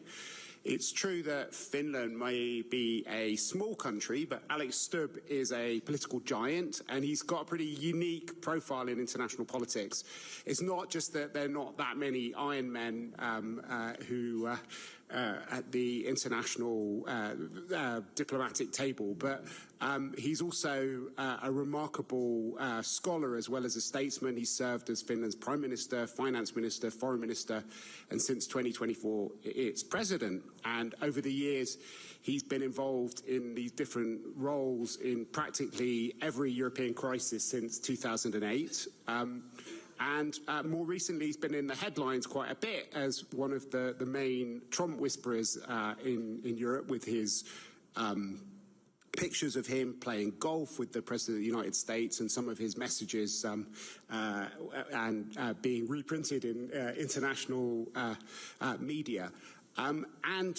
So we're going to talk about a lot of those things, but we're also going to take a step back from the day-to-day politics. And Alex is also the author of a fascinating new book, much recommended to everyone, called The Triangle of Power, which looks at some of these big seismic changes which are taking place to global order behind the headlines. So today we're going to try and both look at some of the short-term issues that have been dominating the news, but then to take a step back and think about how to operate in a completely different world that we've all been talking about and experiencing over the last few days. Welcome to this session, Alex. Maybe we should start with that, with the big picture, and then kind of end with the headlines. But in your book, you talk about how we're living through a hinge moment in history, and you compare 2025, 2026 to other periods where everything changed, like 1918, 1945, 1989. Can you maybe start just by describing where you think we're at and what these structural changes are, which are driving a lot of the headlines that we are reading? Yeah, sure. I mean, in summary, you could say that the big argument is that for us, this is the 1918, 1945 or 1989 moment of our generation. It's a moment when the world order balance and dynamics are changing. Sometimes they happen after wars, like after World War I, World War II, or sometimes after periods such as the Cold War. And we're sort of somewhere in between. And we know that orders usually last, or at least have in the past century, 20 years, as they did after World War I, 40 years as it did after World War II, or 30 years as it did after the Cold War. And what initiated the change in the current liberal world order, I would argue, was Russia's war of aggression in Ukraine. So we're talking February 2022. I fully realize that this is a rather Western perspective of looking at things, but I admit fully in the book as well that, you know, my identity is Finnish, Nordic, European, transatlantic. So I look at my analysis looks a lot through that lens. And of course, it has now been accelerated, this change and transformation with the new U.S. administration. And the triangle of power for me is the global West, which used to be led, at least by the United States, trying to preserve the current liberal order. The global East, led by China, which was more supporting multipolarity and a new order. And then the global South, which unfairly I lump 125 countries into. But for me, that is the area and entities of the world that will actually decide what the next order looks like. And of course, now things move quite fast. I think the thesis still holds. But my big idea is that you kind of have a choice, which is fairly binary, but probably it's going to land somewhere in between. You have those who support multipolarity, which is about transaction and deals and actually spheres of interest, so not far from what we saw in the 19th century. And then you have those who support multilateralism, which is about international institutions, it's about rule of law, it's about norms, and basically the liberal world order that existed. And my final point, if we want to preserve the liberal world order, we need to give agency to those countries around the world which feel that the current order was built 80 years ago in the image of the West and especially the United States. So give more power to the rest of the world, because I still think that there are more multilateralists in this world than there are transactionalists. So this is the big idea of the book, and in many ways a defense of the liberal world order and of course of open societies as well. So it's a really interesting framework for thinking about what's going on. And you are positioning yourself against the tide of history on a lot of these different areas. You're a liberal in a world where there is a kind of big political movement against liberalism, which is particularly advanced in advanced democracies like the US and European countries. You're a multilateralist in a world where power politics is increasingly defining how events take place. And you say that you're a proud Atlanticist in a world where the meaning of the West is kind of fundamentally changing. How do you find a way of reconciling the world that you want to live in with the one that you're having to operate in on a daily basis? Yeah, I mean, so there's one thing I say in the book, and I've said out publicly as well, and also in a foreign affairs piece, which I published a little while back, and is that in foreign policy it's important that you deal with a world that exists, not what you want to exist. And for that framework, I then came up a few years back with this concept of values-based realism, which essentially means that you stay true to your values, democracy, in my case, democracy, freedom, human rights, fundamental rights, protecting minorities, rule of law, supporting the international world order. But at the same time, you're realistic that you cannot solve all the world's problems, like conflicts or climate change or AI, only with like-minded countries. So you need to come together somewhere in a place to deal with it. I have to admit that when I crafted values-based realism, I wasn't really thinking about having to do it with the United States. but I have to admit that there is an element of that. So it gives me space. And what it's not a doctrine as such, but it's an instrument to take us over this period of transition. I know Mark Carney talked about rupture, and he might be right. He's a bit. You've converted Mark Carney, but how do you get beyond? It's kind of the biggest achievement in my life. I mean, Mark Carney quoting values-based realism, but no, I mean it's kind of the idea is. Then you have to ask yourself the question, okay, how do you do this? Well, a good starting point in my mind is another instrument I try to outline there, which is dignified foreign policy, because I feel that, you know, we have a lot of conversation about history, about a post-colonial world, about colonialism, and we always look back into history for examples on how we have been treated. So my take, and of course I come from a rather inoffensive country with a limited colonial past, which means that it gives me kind of street cred to do that. So I talk about dignified foreign policy. In other words, you have to behave towards the people that you want to work with in a respectable way, which seems to be lacking a little bit in the world right now as well, I have to admit. So we've been through this extraordinary psychodrama over the last couple of weeks around Greenland. I think without a doubt, in my mind, it's the biggest transatlantic crisis that we've seen since at least Suez.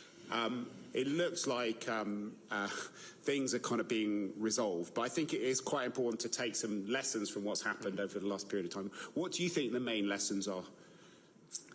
That we live in an unpredictable world, and there will be curveballs coming at you in foreign policy virtually every day. You know, I don't remember a Davos, and I've been here 11 times, where in the first 21 days of the year we've had Venezuela, we've had Ukraine, we've had Greenland, we've had Iran, we've had Gaza, just to name 5 conflicts that have been tossed around. You know, we just have to take these curveballs one at a time. In the Greenland issue, right in the beginning when it started, you had 2 camps. You had those who in Europe who wanted to de-escalate, and then those who wanted to escalate to de-escalate. And I think most of us sort of worked in both of these spheres. So we were looking for instruments which would try to tone down the language by threatening escalation on different types of measures that the European Union has. But the key for me was to look at 3 possible outcomes or scenarios. One was good, one was bad, and one was ugly. The good one was that we would get an off-ramp and then a process which would strengthen Arctic security. A bad one would be an escalation in tariff wars. And an ugly one would be a declaration of military intervention in Greenland. And I think in the past 3 to 4 days, where we pretty much worked around the clock with Mark Rutte and Jonas Störe and American senators and others, we were able to escalate to de-escalate and end up in zone number 1. So good outcome. But at the same time, I can't say that this won't have an effect. Of course it does, because one of the key principles of the international order and how you treat alliances is that you respect the sovereignty and territorial integrity of each and every one of us. But, you know, we were able to deal with it short term, and now we have to look what we come up with long term. So what do you think the short-term lesson is that you need a mix of showing that you're serious by filling the vacuum, both militarily with threatening to use countermeasures and frenetic diplomacy. It's just you just have to work the phone, and you have to do it behind the scenes.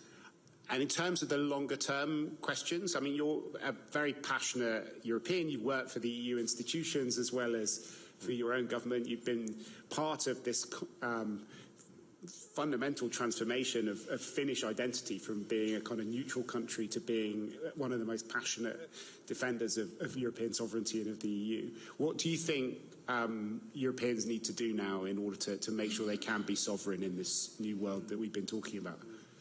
The first just general observation is people don't realize this. Finland is actually the only Nordic country which is 100% EU member, in the sense that we are in the Euro. No opt-outs. Exactly. We don't, you know, we're in the Euro and we don't have any derogations. And I think that the original decision for us to join the Union in 1995 in a referendum was based on security, though we didn't want to talk about it at the time. You know, we never wanted to be alone again, so we did that. And of course on NATO, which I wish we would have joined much earlier, we ended up joining it also because, you know, attacked Ukraine. So what's my advice to my European friends? That is to say that don't throw the baby out with the bathwater. We've been in transatlantic crisis before. You mentioned the Suez Canal. You know, France left NATO. There has actually been regime change, or elections have changed leaders in Germany because of placement of different types of military equipment in Germany because of the transatlantic relationship. I think be pragmatic, use the values-based, be true to your own values. So that means that you look for places where you can cooperate with the United States and the current administration. The war in Ukraine is an obvious one. NATO is another one. In my case, icebreakers, probably not in the case of the rest of you, but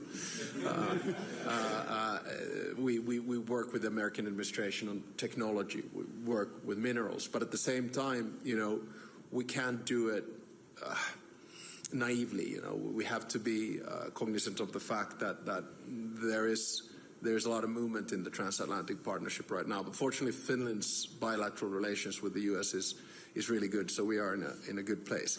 But when you do that, realize that there are going to be areas where you're simply going to disagree. And you can tell that either publicly, which some people do, or then privately, which I do. So it could be issues linked to international institutions and American withdrawal from the multilateral system. Or it could be on U.S. unilateral action. It could be on climate change. It could be on how we defend democracy both at home and abroad. It certainly was on Greenland, where you don't have to be an expert of international relations to understand why Finland staunchly supports Denmark and Greenland. So you just have to be open in this relationship. And when you do that, I think there's three levels. One is, of course, for me, the direct contact with the president, but I don't have no illusions.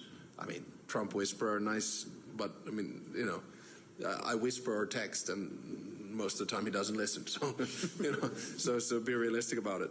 Second level is people close to Trump. And the third level is actually the first branch of government, Senate and Congress in general. So you just have to work very pragmatically at it and believe that this transatlantic partnership will survive. So before we all became experts on Greenland and Greenlandic security, the biggest European security question was about Ukraine and its future, and that is something which is very much still on the cards. And we hear that Steve Witkoff is going to fly off from Davos to Moscow. And Jared Kushner. And Jared Kushner as well.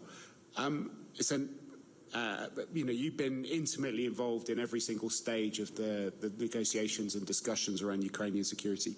How do you see the situation at the moment? Well, I think probably two remarks on that. One on the peace process and one on the narrative of the war. So on the peace process, I'm carefully optimistic in the sense that ever since, to be honest, Jared Kushner came in, the process became much more concrete. So yes, there was the 28-point plan. But if you look at what happened after G20 in 3 different cities, Geneva, Berlin and Paris. In Geneva, we had national security advisors from the US, from Ukraine, and from Europe trying to suss out and bring it down to 20 points. Then in Berlin, we had a number of European leaders, and then Kushner and Witkoff, who came to look at common landing zones. And then in Berlin on the 5th of December, we had a meeting of the Coalition of the Willing. And in a broad perspective, I think, we're almost there. So we have pretty much 5+2 documents, which have to do with the 20-point plan, security guarantees, the prosperity plan, a sequencing plan, and a few others. So the good news is that Europe, Ukraine, and the United States is on the same page here. Now, my second point is that there seems to be a narrative that Ukraine is losing this war, and I simply don't buy that. And we have enough information and intelligence to back this up as well. But it's a Russian narrative which has been also floated a lot in the US.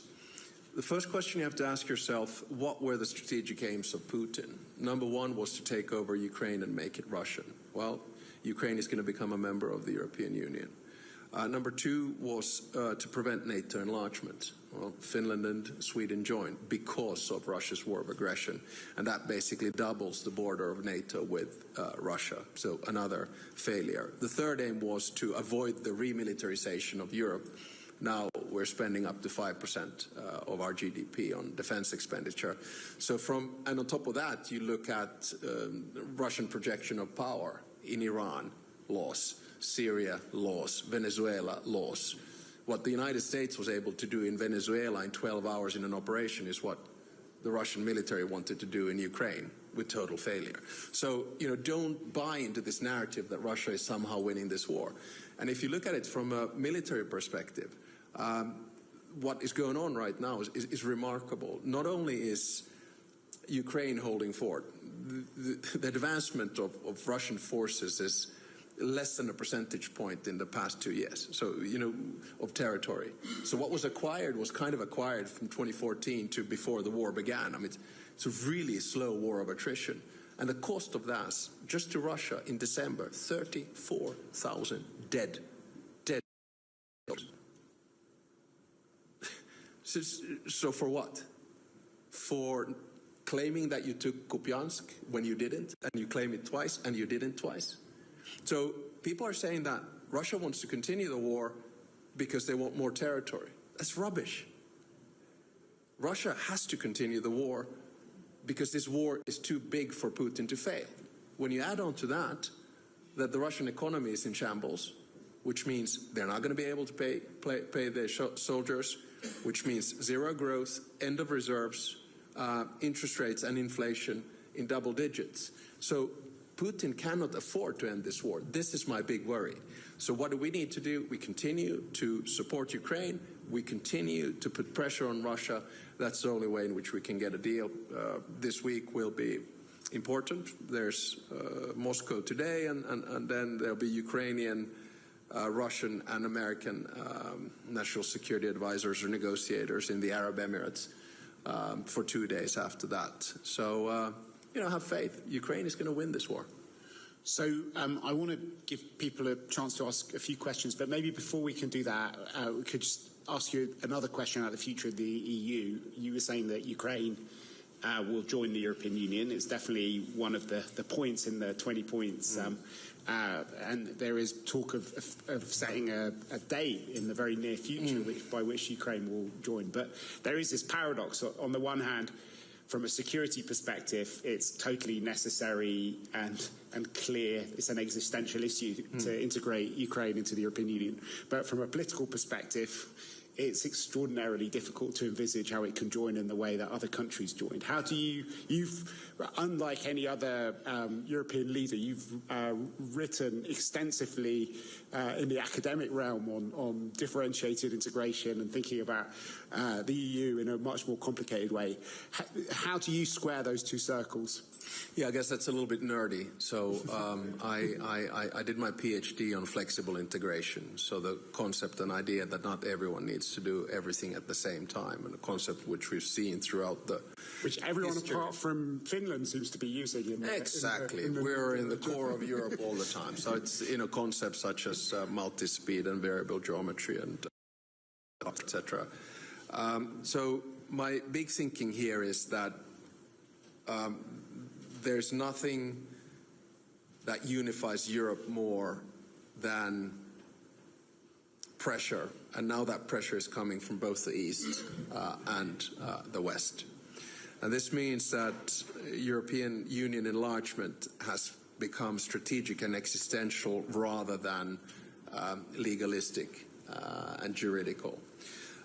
So we're going to start seeing a more flexible Europe. For instance, I now don't differentiate, even though I'm a member of the European Union, with the work that I do with the United Kingdom and Prime Minister Starmer, or especially the 10 conversations I have with the Prime Minister of Norway every week, or the work that we do with Iceland, even though they're not members of the EU. So then you come to the question of, okay, how do you integrate it into the system? And I think that, and I hear, just for everyone who, in the Finnish constitution, President does foreign policy and commander-in-chief, Prime Minister does the EU. So I don't want to step on the toes of the Prime Minister here, so I'm not going to give you any dates. But I think what's going to happen is that the Union is going to start looking at enlargement from a different perspective. It's probably going to turn the whole concept of enlargement around. So instead of you negotiating 35 chapters and 100,000 pages of acquis communautaire, you are granted membership, and then you start getting the rights of that membership as you close these chapters. And I think that could be a way out for Ukraine. I'm not saying it's going to be easy because, Ukraine has, over 40,000 inhabitants. The agriculture market is bigger than all of Europe combined. But at the same time, it has 800,000 men and women in the military. So I think when Ukraine joins the European Union, the military power of the European Union is basically going to double or triple overnight. So it has a lot of issues, but then there are going to be issues about, countries organizing a referendum about enlargement and things like that. So it's not going to be, enlargement is always, it's about three things. It's about, absorption on three things. One is the institutions, can they absorb?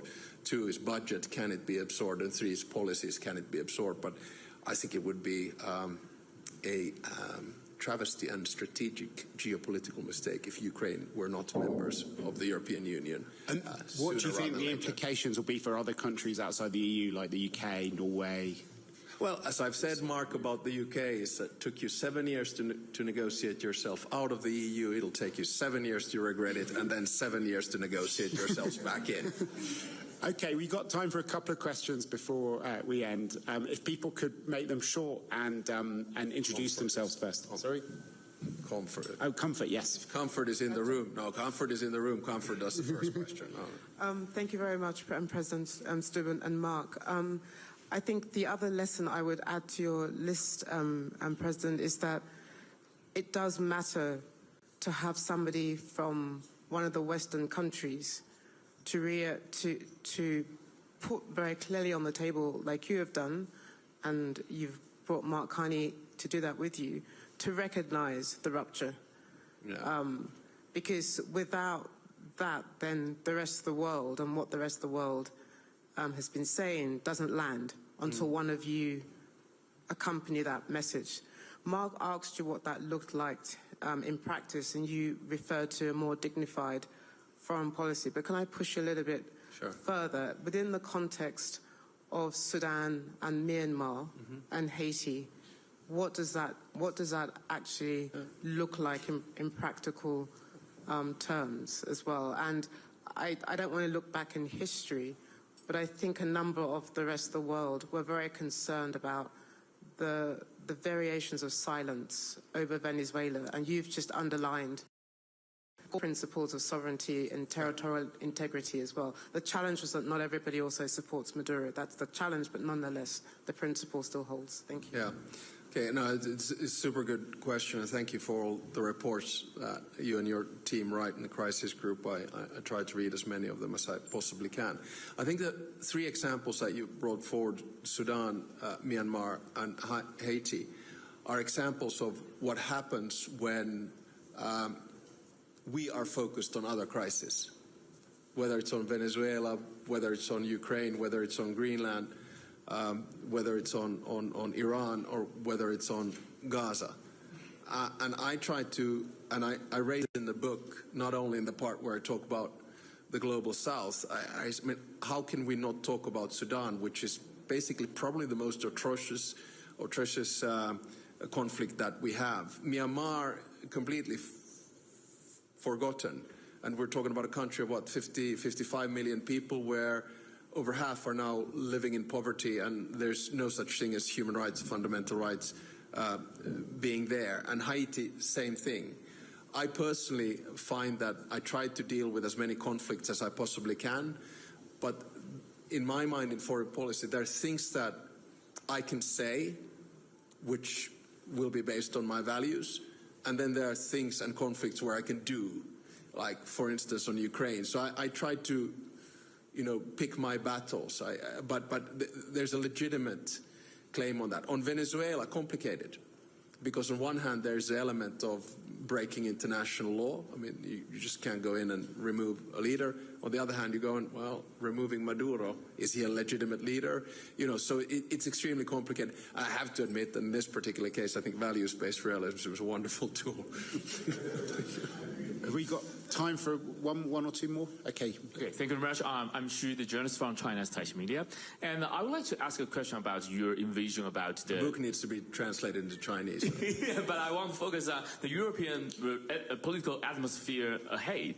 Because for the drama that you've mentioned for the past 21 days, it should be like a wake-up call for European and the so-called European strategic autonomy. But would you worry that in the years ahead, maybe the rising populism or the isolationist emotion across Europe might taking part or might take apart the foundation for either European unity or the foundation for calling for further integration and strategic autonomy in Europe? And another follow-up question is I think we're almost out of time. Do you want to answer that quickly? Yeah, I think, first of all, I'll give it telegraphically. I do think that the pressure that we are now seeing coming from the United States and also coming from Russia will actually lead to deeper integration.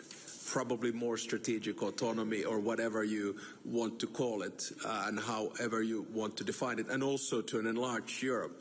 But there's another thing that it will lead to, and that is Europe looking also elsewhere. So we're kind of hedging or de-risking a little bit, like Mark Carney said in his speech. Canada is 70% dependent on trade with the US. We are not in that situation. But we used to talk about de-risking from China. I don't hear that too much anymore, if you know what I'm saying. We're talking about de-risking elsewhere, which is an interesting phenomenon in all of this. And I think, you know, Europe is doing the right geopolitical thing, a deal with Mercosur. I won't have issue with what the European Parliament decided on that yesterday, but nevertheless, moving on. Or a free trade agreement with India. So you're going to start seeing Europe and other players. So this is in very many ways, I believe it is Europe's moment. And you are going to start seeing that. And I think we can cope with it fairly well. And just one final point. Europe used to be considered to be slow and legislative and bureaucratic and regulatory. Way too stable. And right now, people are looking for stability. So I actually think that a lot of investment will start coming into Europe as well. I mean, I'm talking about the EU-US thing. So I'm actually quite optimistic about the future of Europe because of COVID, because of Ukraine, because of energy, because of the US. Okay, so we got one final question, this gentleman here. Good afternoon and namaskar. I'm Ishan Pratap Singh from the Global Shapers New Delhi Hub. I'm a 22-year-old who studied economics, entrepreneurship and international relations. My question to you is, could you tell me, to the point you mentioned, to your mind, in navigating diplomacy, what is the utility of, because you said it's better if you call again and if you do it in private. So what's the utility of doing anything in public, and how has it been for you navigating it, and how have you been able to develop the skills to navigate this so well when it's a complicated environment to do so? Yeah, sure. Well, I mean, just to frame it, I think in foreign policy you have values, interests and power. And smaller players like myself, we have values and interests, but power becomes influence.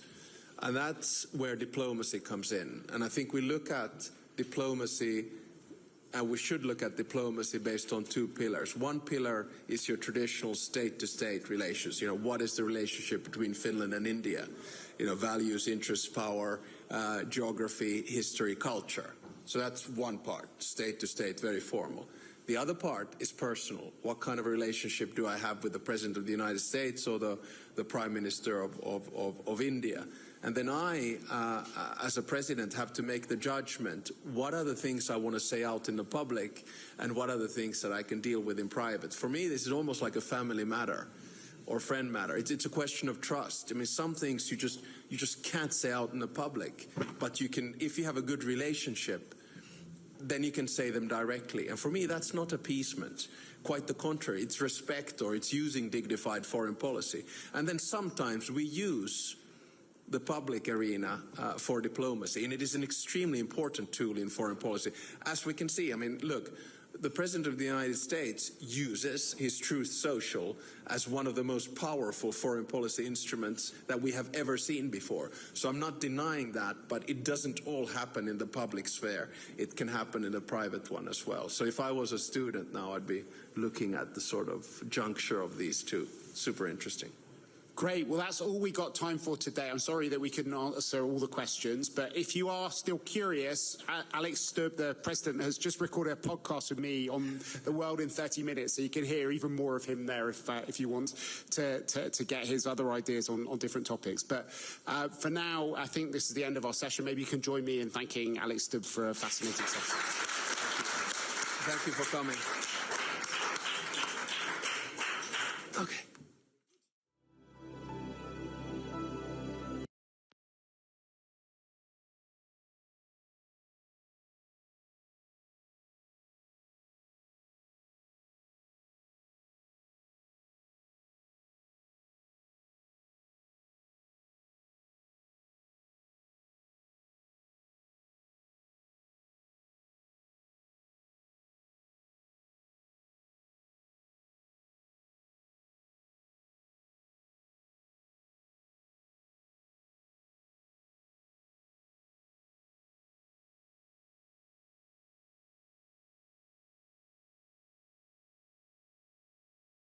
The tickets are not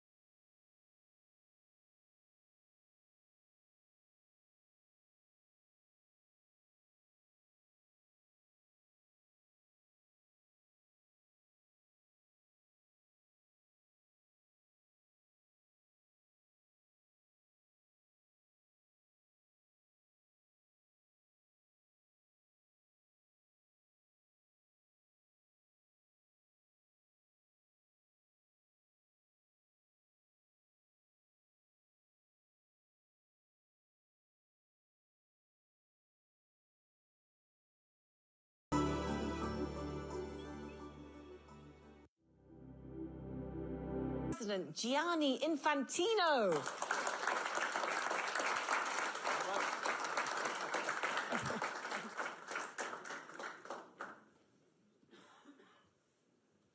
Well, thank you so much indeed.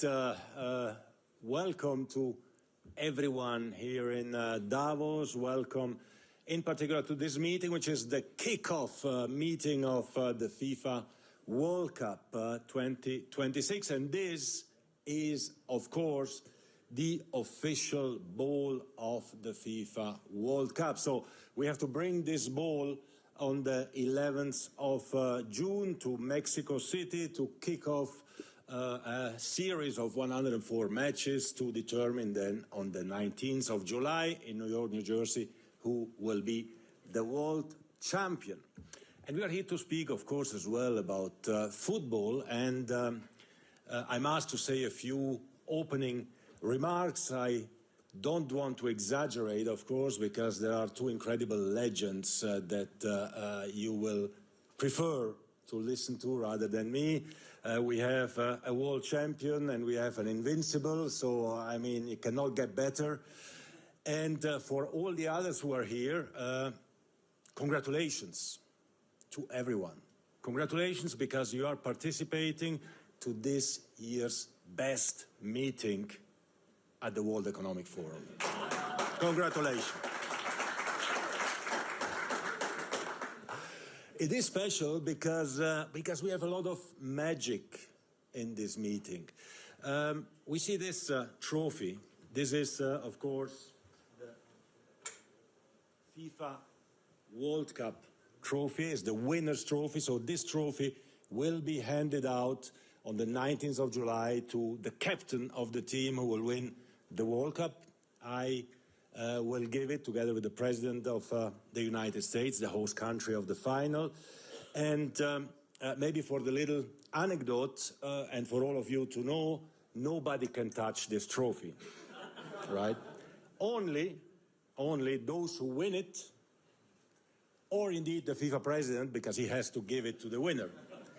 So when I was young, I mean much younger than now, I'm still young, so when I was younger than now, I figured out pretty quickly that my football skills wouldn't ever allow me to touch this trophy as a winner of the World Cup.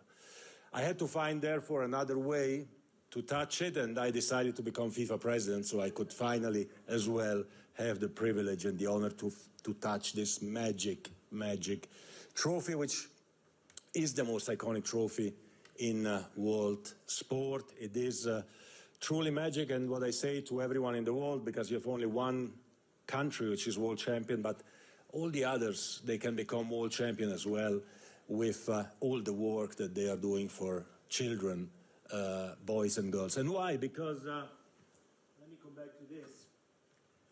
Because this is also magic. You would think this is a ball, right? Well, that's not a ball. This is not a ball. This is actually, let me show you.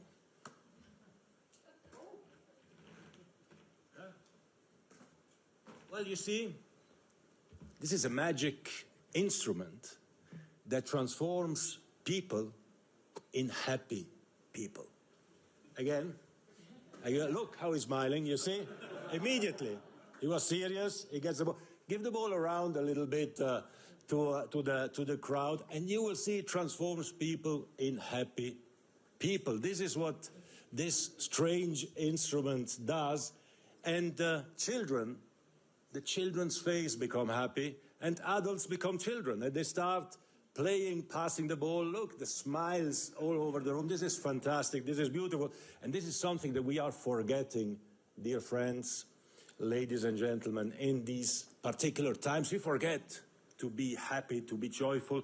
Everyone has its own problems, issues in life.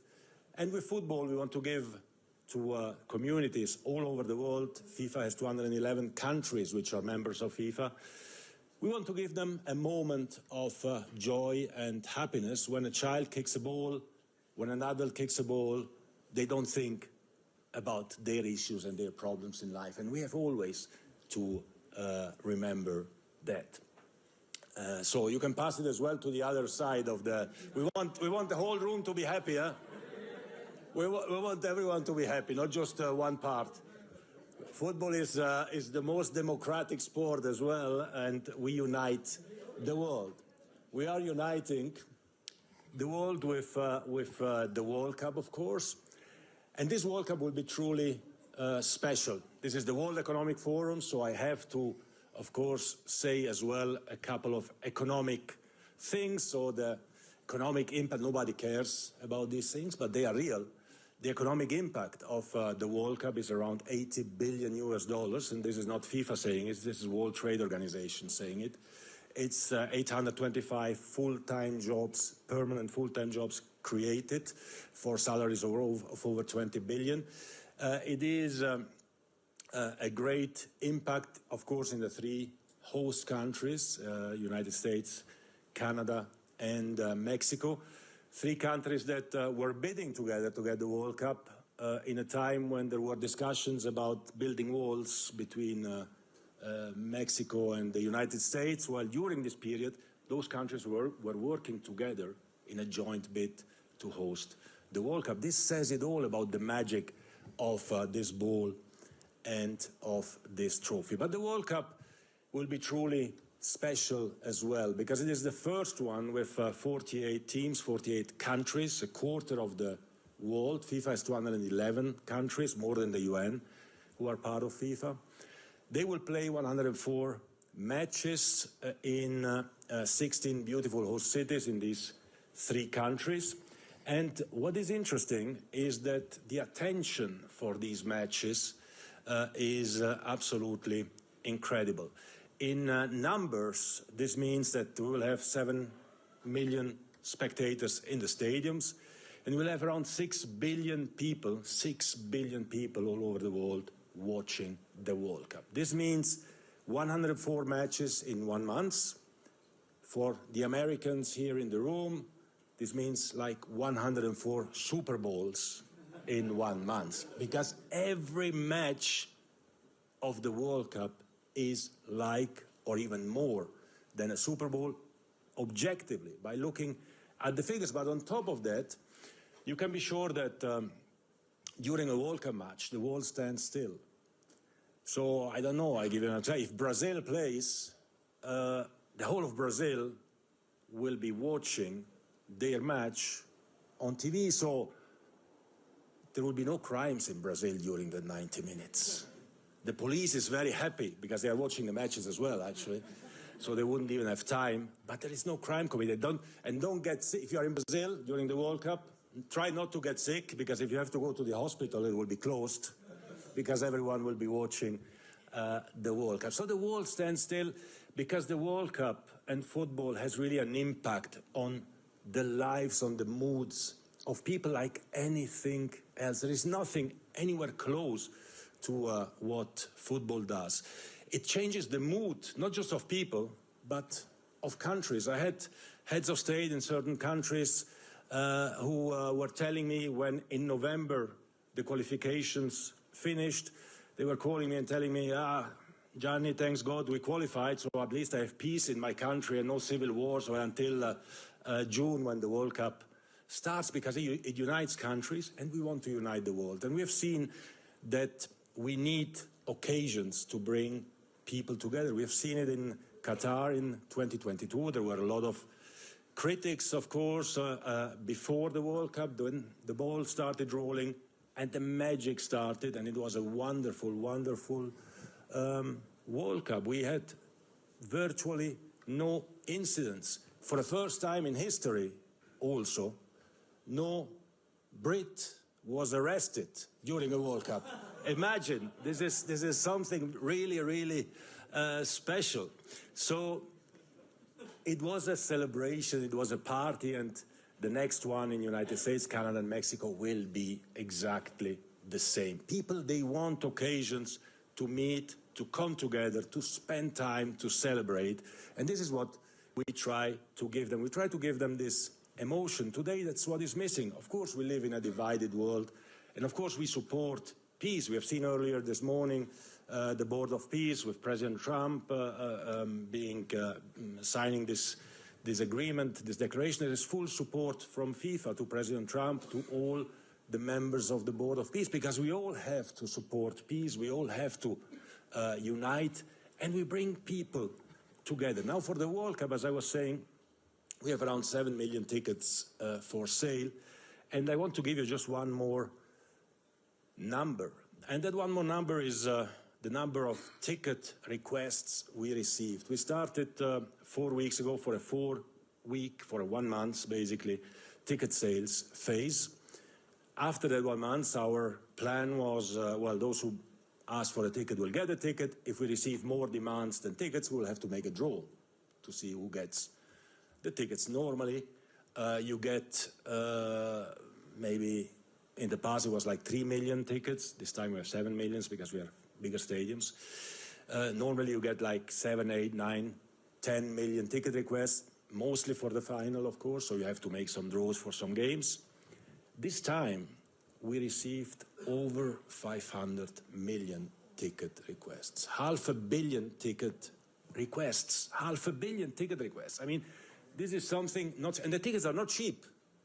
The tickets are not cheap. We were hammered, I was hammered, I should say, because of the ticket prices, because they are so expensive. And the main critics were from Germany and England, of course. Now, number 1 in ticket requests is US, number 2 Germany, number 3 England. Because everyone wants to come and to participate. And now in the US, it is perfectly legal to resell tickets on resale platforms. And there is a law for that, so we have to, of course, allow that. So you can be sure that these tickets, for which we'll have to make a draw, I mean, every game will be sold out, because we have 500 million ticket requests.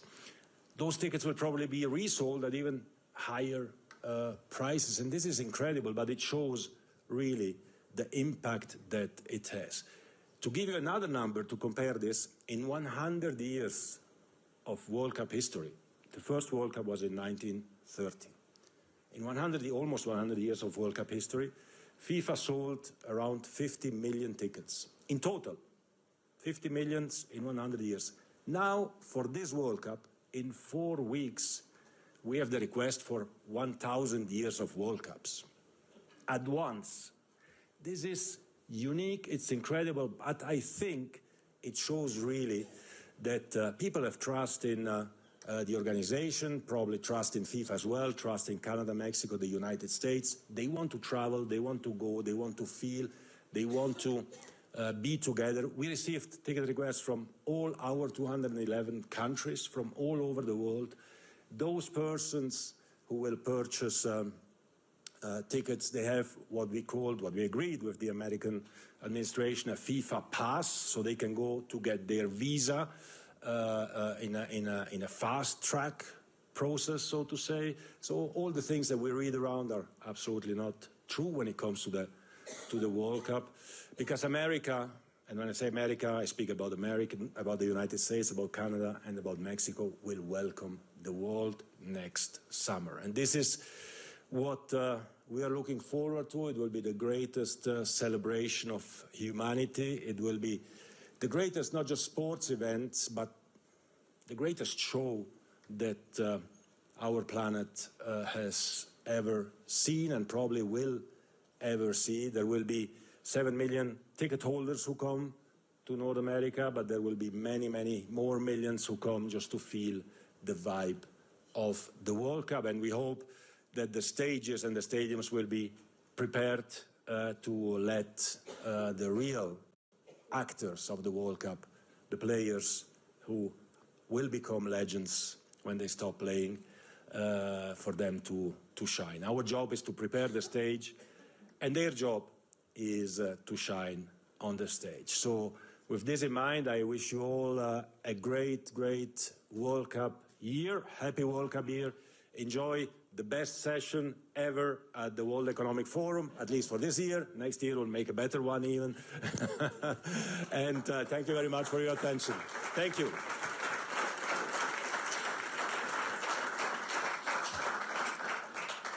Thank you so much. Thank you so much. Thank you so much, Gianni, for your incredibly inspiring words. And as we've heard, it's going to be the biggest year for football. The FIFA World Cup 2026 is going to be a monumental event, the greatest show on the planet, as you've just said.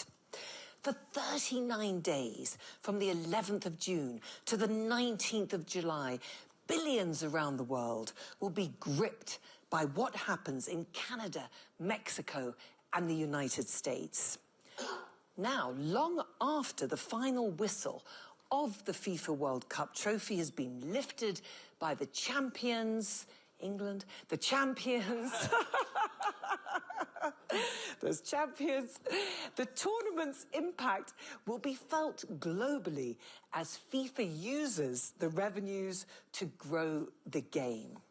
So, with that, it's a great privilege for me and an honor to introduce to you two legends of the game who have unique insight into that very special FIFA World Cup effect.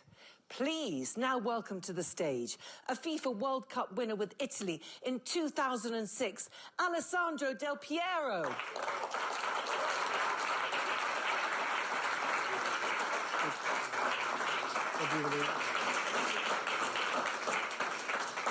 And the legendary coach and now FIFA's Chief of Global Football Development is Mr. Arsene Wenger.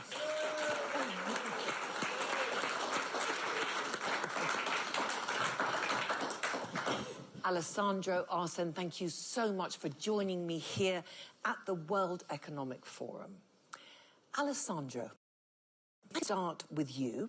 You lifted this trophy in Berlin after an incredible final in 2006, no doubt leaving many Italians dreaming of doing the same. Can I ask you, first of all, what that feeling was like? Okay, good evening, everybody. It's quite not difficult, but you know, we may probably have more time to explain how big lifting the trophy and winning the World Cup means for me, for every football players, I guess, and for the fans as well. I mean, first of all, is you feel complete. You feel complete as a footballer, of course, and also as a human being. I'm saying both because, you know, I start playing because I have passion for football, okay? So my only focus was playing football, even though I have to say that I need to go to school and be a good student and blah, blah, blah. But yeah, it's part of the journey, but football was in my mind, stick in my mind, you know, try to become a football player, but just enjoy. And then as soon as you grow up, you understand, of course, different things. And then you start dreaming to play the World Cup. So, and then you start to become professional, and every part of your life is based of what you have to do regarding to become a better football player. You need to grow also as a human being. So your life is going to be affected of that. Your friendship is going to be affected, especially in a young age. You need to make some sort of sacrifice, you know, in order to achieve what you want to achieve. And your family members, they need to be with you, supporting you. Sometimes when you lose the games, I'm very, you know, annoying person, so they need to support me. So that journey is a human being journey, not only a footballer journey. And reaching the top, lifting the most important and iconic trophy that the football player can even achieve, it's you know, I say it complete because I don't feel any other words more than that. And of course there's joy, there's you think about what happened in your career and all the bad things that happen, all the good things that happen, but that is an explosion of everything inside you, and that's the beauty of that. Alessandro, you were talking about having the passion for football as a young boy, but who inspired you when you were watching the FIFA World Cups as you were growing up? Well, I was looking, we didn't have at that time so many media, you know, so especially videos. So we have a few things that happened during the week. And, but when I grew up, of course, when I was 8, Italy became a world champion in 1982. Yes. So that was actually my first World Cup, watching my first World Cup with family members. You know, in Italy we have a carry on together, families, friends, you know, 50, 60 people in the same room watching the game. And I didn't quite understand what's going on. I felt that was important. Then as soon as we reached, you know, quarterfinal, semi-final, I understand even more and more. And then we reached the final and we won. I say, we went on the streets, we celebrate with the flags. My mom helped me to make homemade flags, so with a green, white, and of course red color. And I went on the bush, where I'm living outside, you know, in the countryside. So I went on the bush to find the right bamboo in order to put the flags on. So that's the kind of thing that I was growing up. And that's, yeah, that's probably, you know, my first memory of the World Cup was an amazing one. Then the next one and the following one are quite different, but the first one we won. I mean, what better start than that? Alessandro, thank you so much. Okay. And Arsene, when you hear what Alessandro has to say, it's clear that the Football World Cup is not just a football tournament. Yeah, it's much more. Yeah. He just explained that. I think he played at Juventus. When he played at Juventus, all the people from Inter Milan or AC Milan hated him. But suddenly, when you play for your country, everybody's behind you and loves you and pushes for you. So it's the unusual thing in that, you know. Yeah. Yeah. And so I would say Sandy became... I liked the way he explained it. It's quite simple. He grew up loving the game, and suddenly he's at world stage and plays football just because he loved the game and was talented. But suddenly you represent the pride of your country. But as well you're under stress because you have as well the fear to lose and to disappoint your country and to potentially humiliate your country. You know, so it is, you need that strength to manage that sudden responsibility to carry the pride of a whole country on your shoulders. And usually in the national teams, you need players who can absorb that pressure and can carry it. And most of the time, it is the big players who represent their generation. Well, Arsene, what's interesting, 2026, it'll be the first time that there'll be 48 teams. How key is it, do you think, for the young players to see the world's best players in action, to inspire them to develop their own game, or maybe even just to start to play? Well, our president explained that 100 years ago, you know, you had 13 teams playing in the first World Cup. And it shows, for me, it shows football development. I'm now in football development, and I realize how big football has become in the world when you speak about the number of tickets people want. You cannot imagine, I travel all over the world, everywhere, football has become the most important thing people talk about. Yeah. And so to me, for a long time, it was a confidential competition between Europe and South America.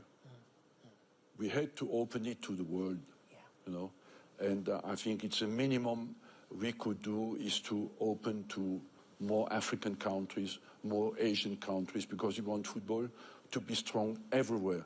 And now, if you project yourself in 100 years, you would think it's everybody should be in a position to potentially win the World Cup.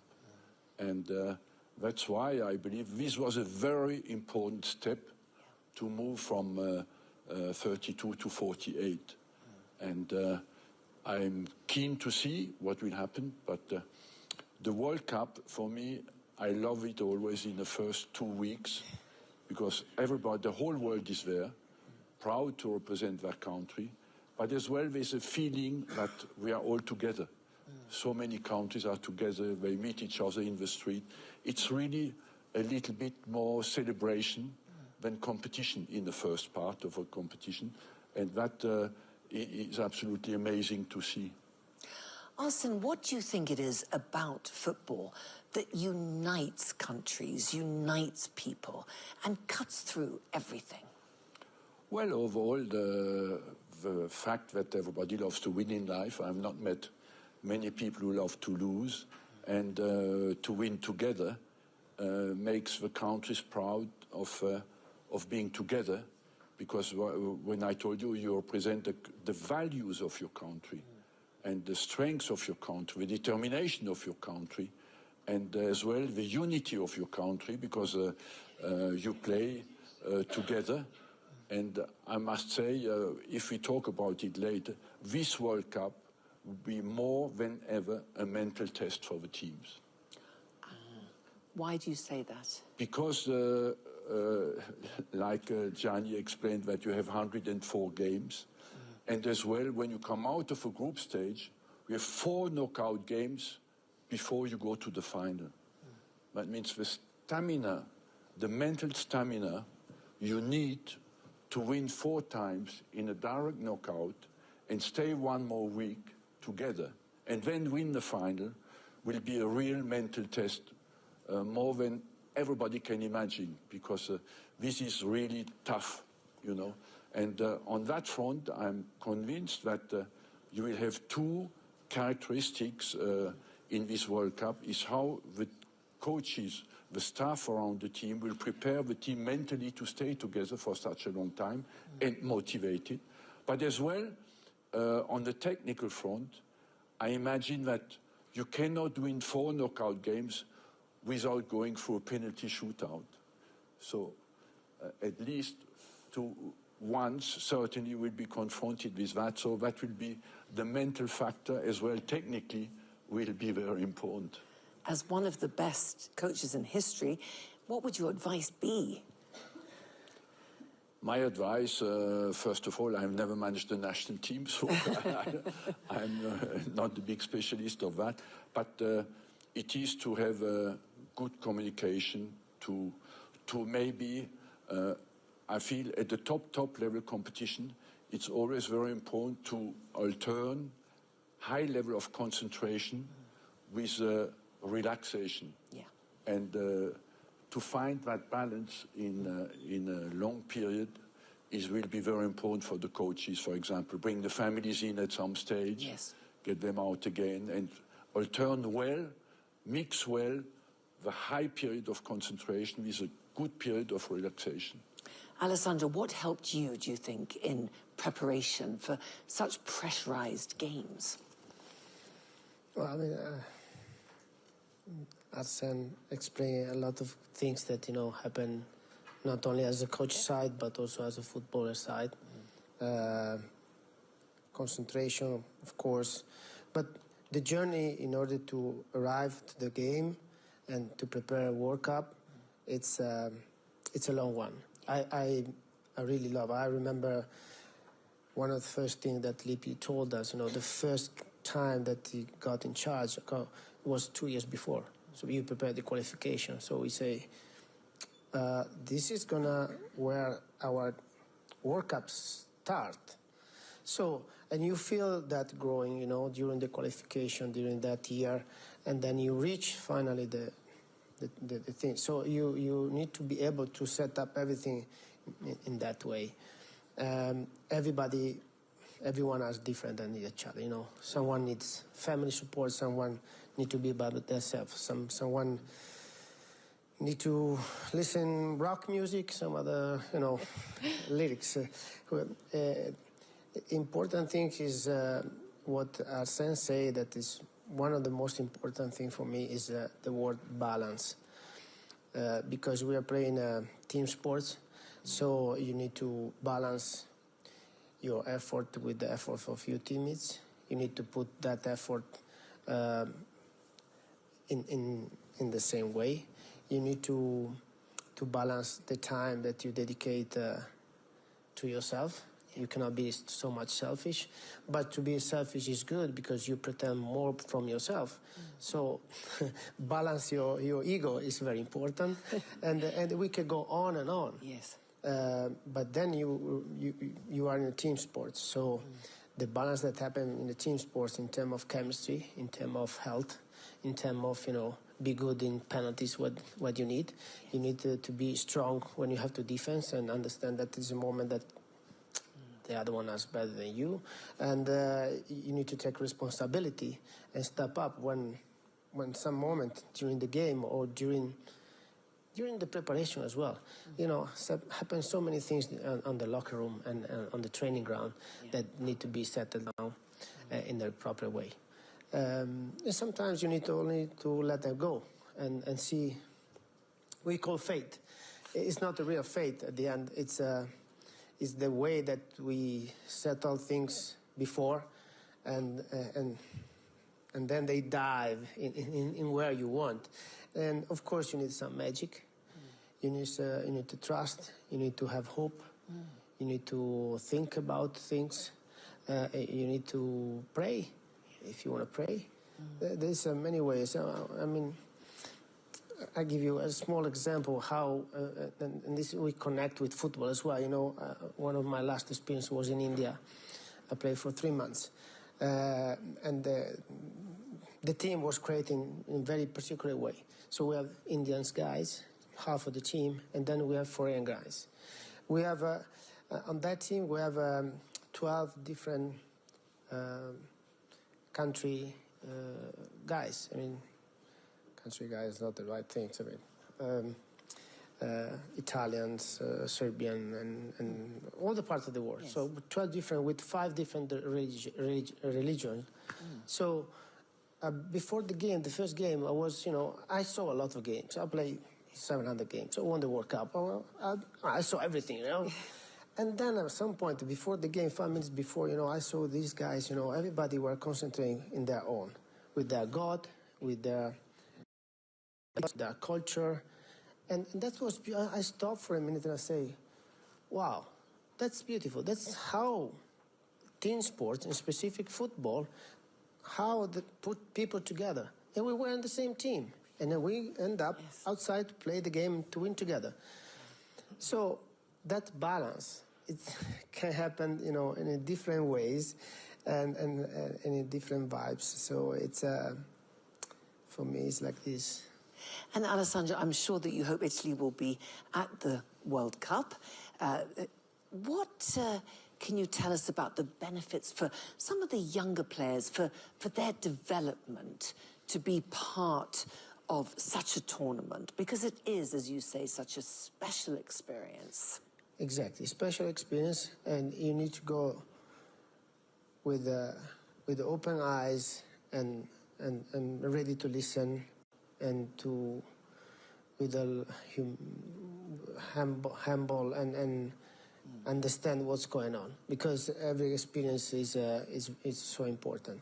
And we also, and I'm dealing also with the youngest, probably coach here can say the same, now we have become more and more worried about mistakes and how I look in front of the people with the social media, with other stuff. I need to be looking good, okay. I need to be happy, I need to be there, That's true. I did it sometimes, most of the time. So I did it as well, You have that mentality. Everything brought you there. Yes. But as a young player, you need to understand that making mistakes is also good.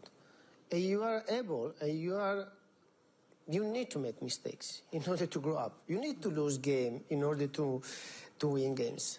Sometimes when hit you the most is the one that make you grow. And you learn much more from defeats than from wins. And that's a part of the answer that I want to give you is that one, especially for youngest one, because they're going to face something huge that they cannot imagine, like I did, So it's the experience with the fans, with the travels, with the organization. It's a super high level and demanding. So that's why it's very important to have a good coach, a good organization, and good people good people ready to listen and to learn. That's my advice. Thank you, Alessandro. Arsene, how do players develop and benefit from playing on the world stage, but not only in relation to the World Cup, but also to FIFA's entire tournament history, do you think? Well, you need role models, yes. you know, and for young players it's very important to have role models. But the coach has a part to play by identifying. When I saw a young player, I looked how, you know, what are his qualities? Is he looking like Del Piero? Then I would tell him, look at Del Piero. He's a player, you have similar qualities. And the advantage of a role model is they continue to practice when they're out of a training session. Because they play alone and they look at the players who have similar qualities and they develop by watching them. So when you watch a World Cup, of course, they look at the players, I would like to look like him. And so the advice you could sometimes give to a player, no, that's not you. Look rather at him. He can help you to become, to develop your qualities. And I like what Alessandro said. You know, in competitive sport, the fear is the mother of all evil. And especially at the young stage, because football has become so important, at the young coaches, I always tell them, get the young players, get them rid of the fear to try. Because the mistake is educational. You learn from. Try to find the best.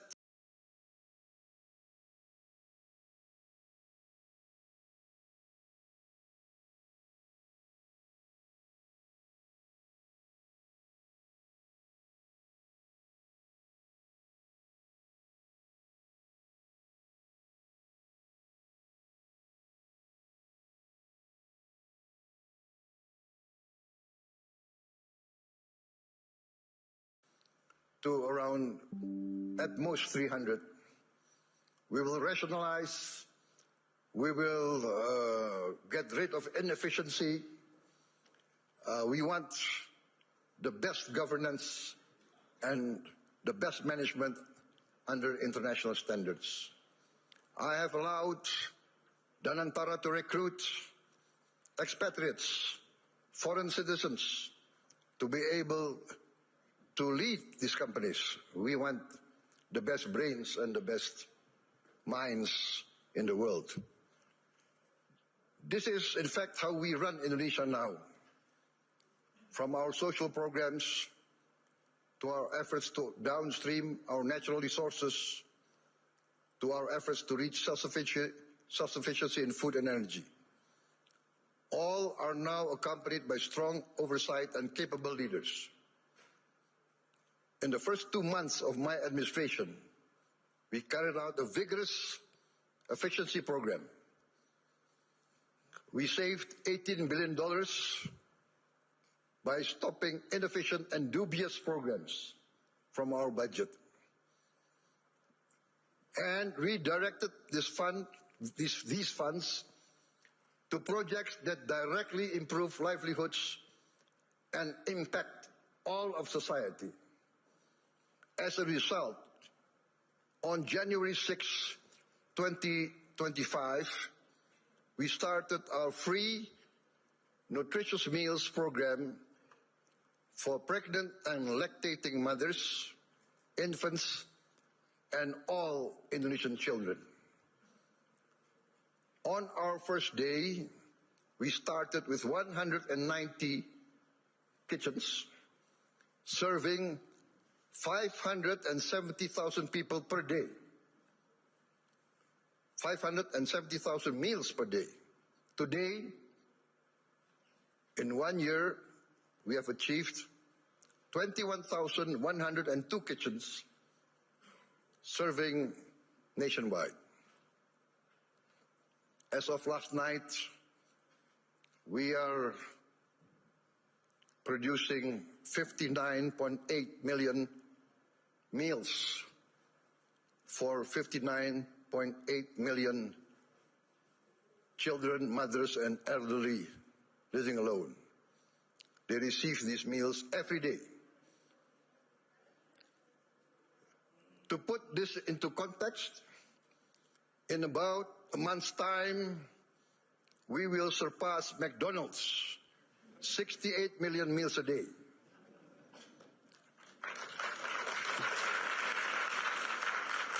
We started in January of last year. This year we aim to serve 82.9 million meals a day. All children of Indonesia from the womb of their mother up until they reach 18 years of age benefit from this program. For pregnant and lactating mothers, we deliver the meal daily to their home. This is also delivered to their homes for the elderly living alone. To put this in the context I mentioned, I think McDonald's started their first kitchen in 1940. To reach 68 million, it took them, well, 55 decades more. We will reach 82.9, I hope, by the end of December 2026. But my people say, no, sir, we will reach 82.9 before December. So hopefully we will achieve this. In addition to strengthening our children, our free meals strengthens our economy. More than 61,000 micro, small and medium enterprises and cooperatives are now a part of this supply chain. We are creating more than 600,000 jobs just at the kitchens. At its peak, we are optimistic it will reach 1.5 million direct jobs with vendors, with suppliers. There will be another more than 1 million livelihoods embraced and improved. This is why I'm convinced that our growth will reach impressive numbers. Our social policies must expand productivity and produce growth. Today, 70 million Indonesians receive free medical checkup, and they will receive free medical checkup once a year for the rest of their lives. And this will increase to all the children and the adults of Indonesia. We are providing free medical checkup to all citizens of Indonesia. This is not a populist program. This is a rational program to save money. By detecting illness, disease at an early stage, we will save much more in the long term in treatment. This actually is a productivity improvement program. My experts say that in the long run, we will save many, many billions of US dollars. Last year, for instance, we renovated 16,140 schools. We equipped 288,000 schools, each with one 75-inch interactive flat panels as part of our digitalization of our education program. Next year, in this coming year, 2026, we will add another 1 million of these interactive smart panels so that every school will have at least 3 to 4 classrooms with these panels. And We hope within 3 years, all the schools of Indonesia will have at least 6 classrooms with digital interactive panels. That means that I, for instance, in Jakarta, I can drop in on any school of Indonesia and I can see the quality of teaching of the teachers. I can see the reaction of the children. And in the first weeks, we see the enthusiasm of the children, the enthusiasm of the teachers, of the villagers. Many of them cry when they see the panels coming in. We get messages, Mr. President, in the entire history of this village, we have never felt that the central government knows about us.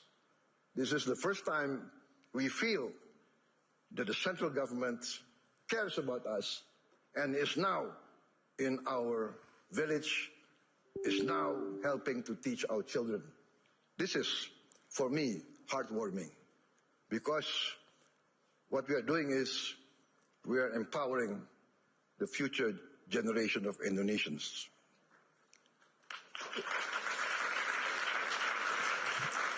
Why does this matter to global investors gathering here at the World Economic Forum?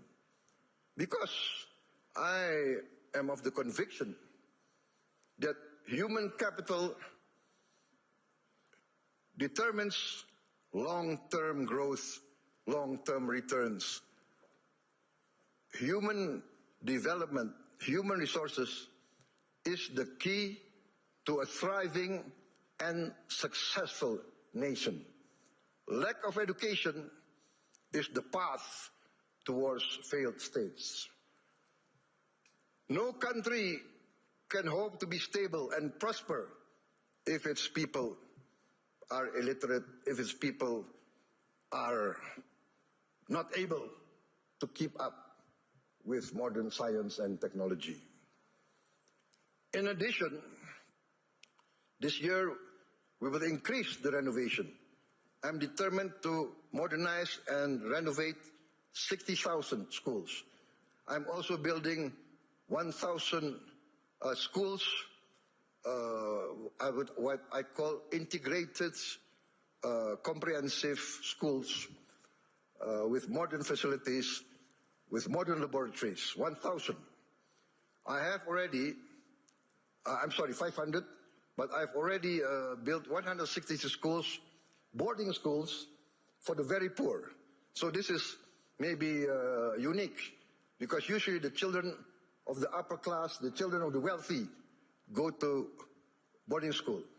But I now make boarding schools for the very poor. Their only condition for entering the school is they must come from the bottom deciles of our society. Those who are very poor, I'm taking their children. I want to cut the chain of poverty. Usually in countries like my countries of the global south, countries of the third world, countries coming out of hundreds of years of colonialism, usually the son of a poor peasant will be a poor peasant.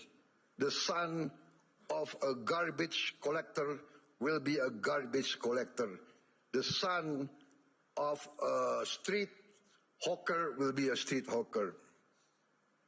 The son of a day laborer in the harbor will also be a day laborer in the harbor. This is what we call in the global south the circle of poverty. I'm determined to break the circle. I'm determined that the son of the poorest should not be poor. They must be given equal opportunity. And that's why I have already built 166, and I will build total 500 of these boarding schools. And another 500 not boarding schools, but centers of excellence to boost the other children who are brighter.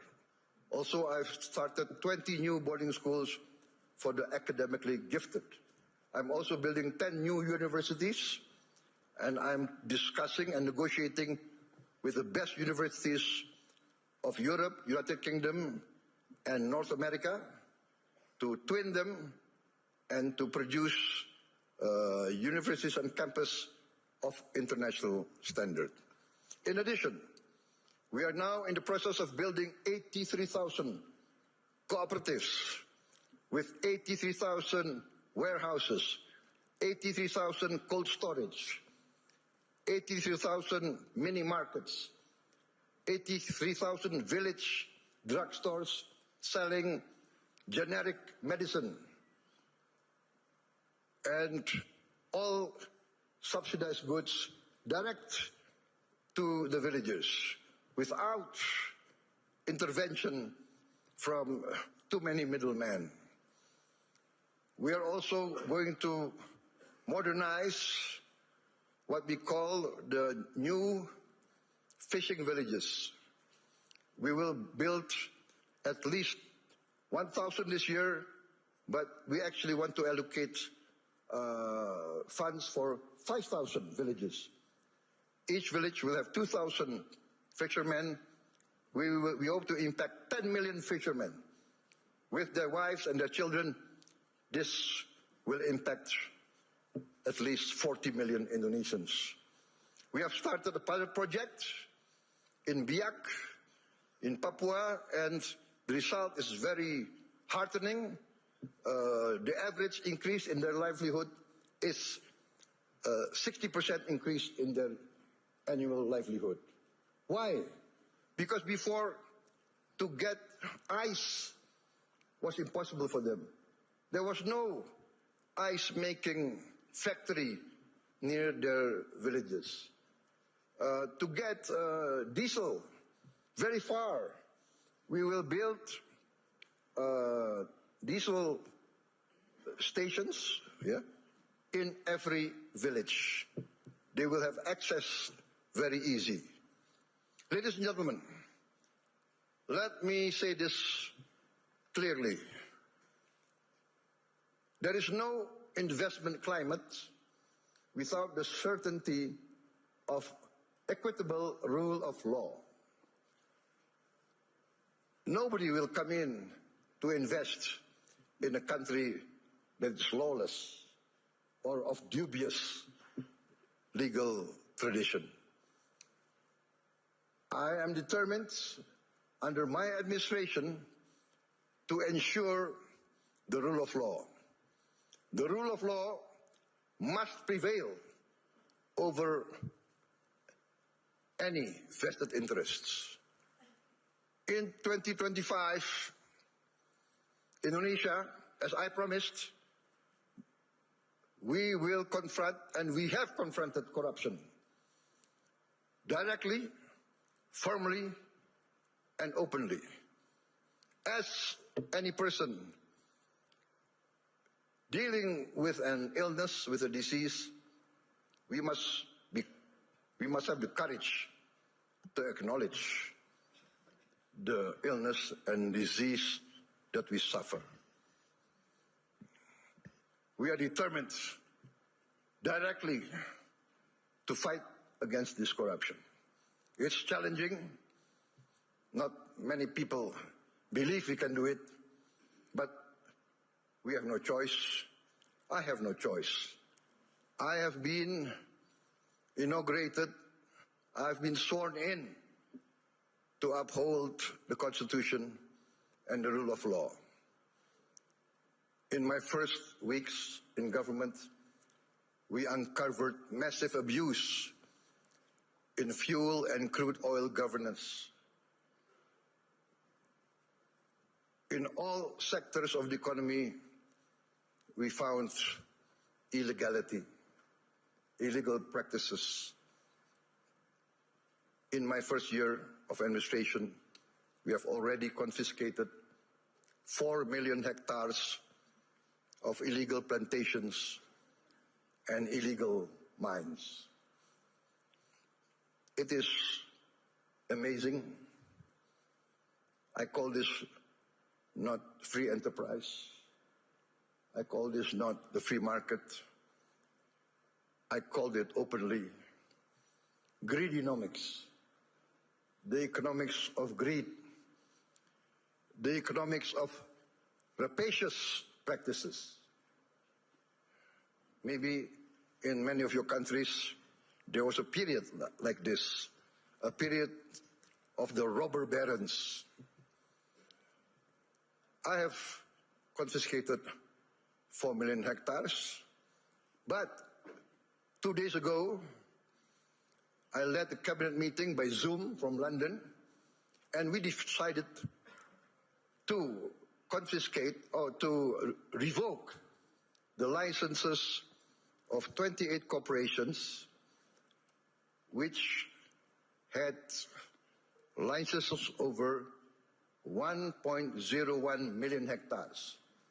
I revoked because we found them violating laws. They were building plantations on protected forests. This is a flagrant undermining of the rule of law. Perhaps these rapacious so-called entrepreneurs feel that they need not recognize the sovereignty of the Indonesian government. Or perhaps they feel they can buy all Indonesian government officials. I have reports that some of these people in their meetings say, oh, it's okay, there is no government official that cannot be bought. Well, I challenge them to try to buy officials from my administration. They will come to find themselves a big surprise.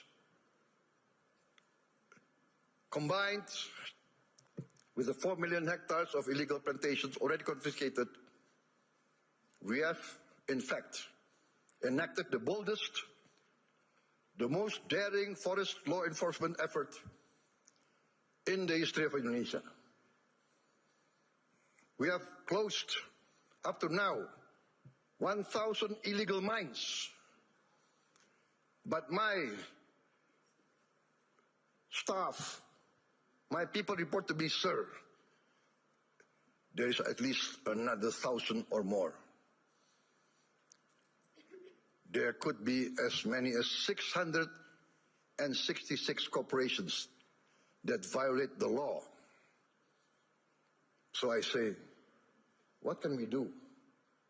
We can only have the courage to enforce the law. There can be no compromise. There can be no turning back. My people demand this, and we are determined to serve our people in honesty. We are determined, I am determined to uphold my oath, defend the Constitution of my country, enforce the law of the land. You might not have heard our story because we are people who do not like to be flamboyant. We are low-key. We tend to be below the radar. But we are very determined in our effort to keep up with the rest of the world. You might not have heard this story, but extreme poverty in Indonesia fell to its lowest level in history.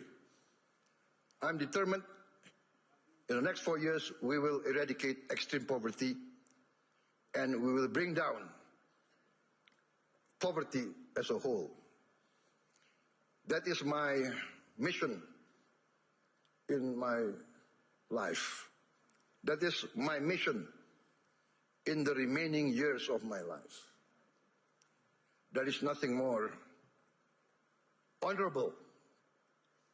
There is nothing more satisfying than bringing down poverty and bringing down, eradicating hunger.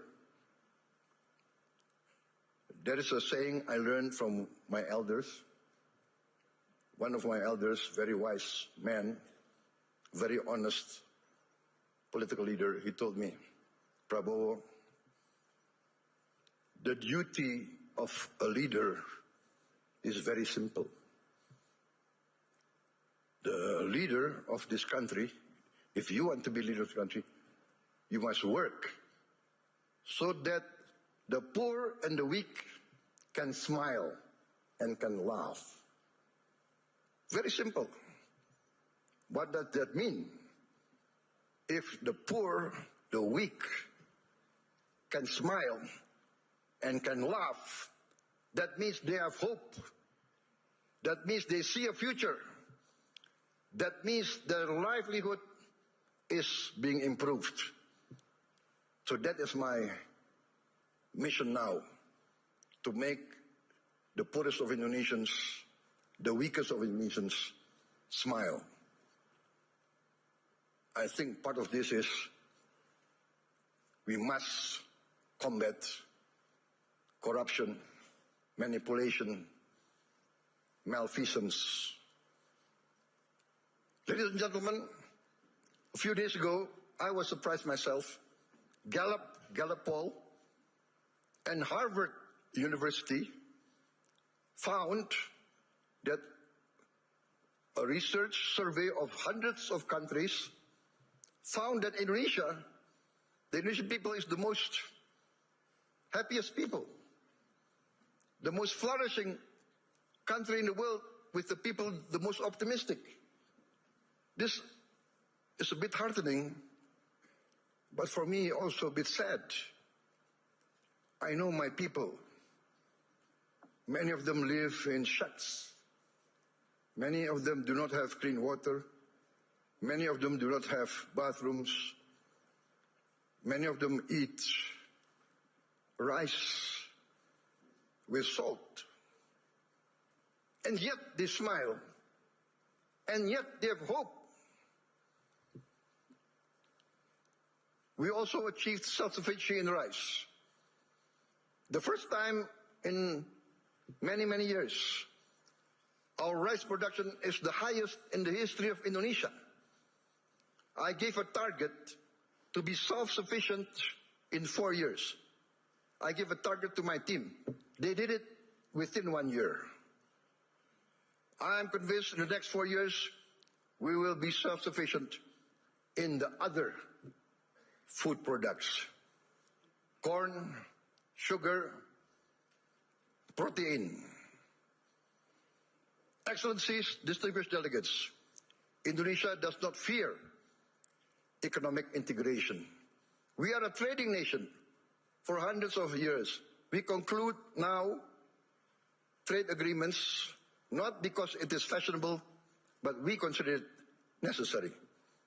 We believe in the concept of win-win. Last year we signed free trade agreements and comprehensive economic partnership agreements with Europe, with the EU, Canada, Peru, Eurasia.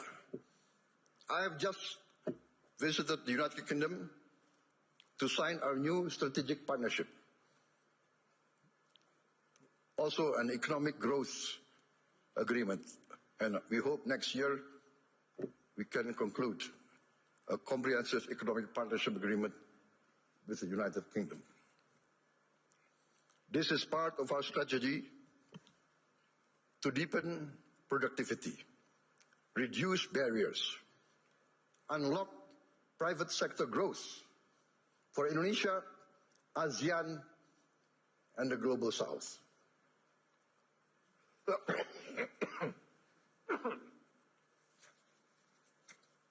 Excuse me. We believe that trade integration, when done fairly is not a threat to sovereignty. We believe trade is a tool for prosperity.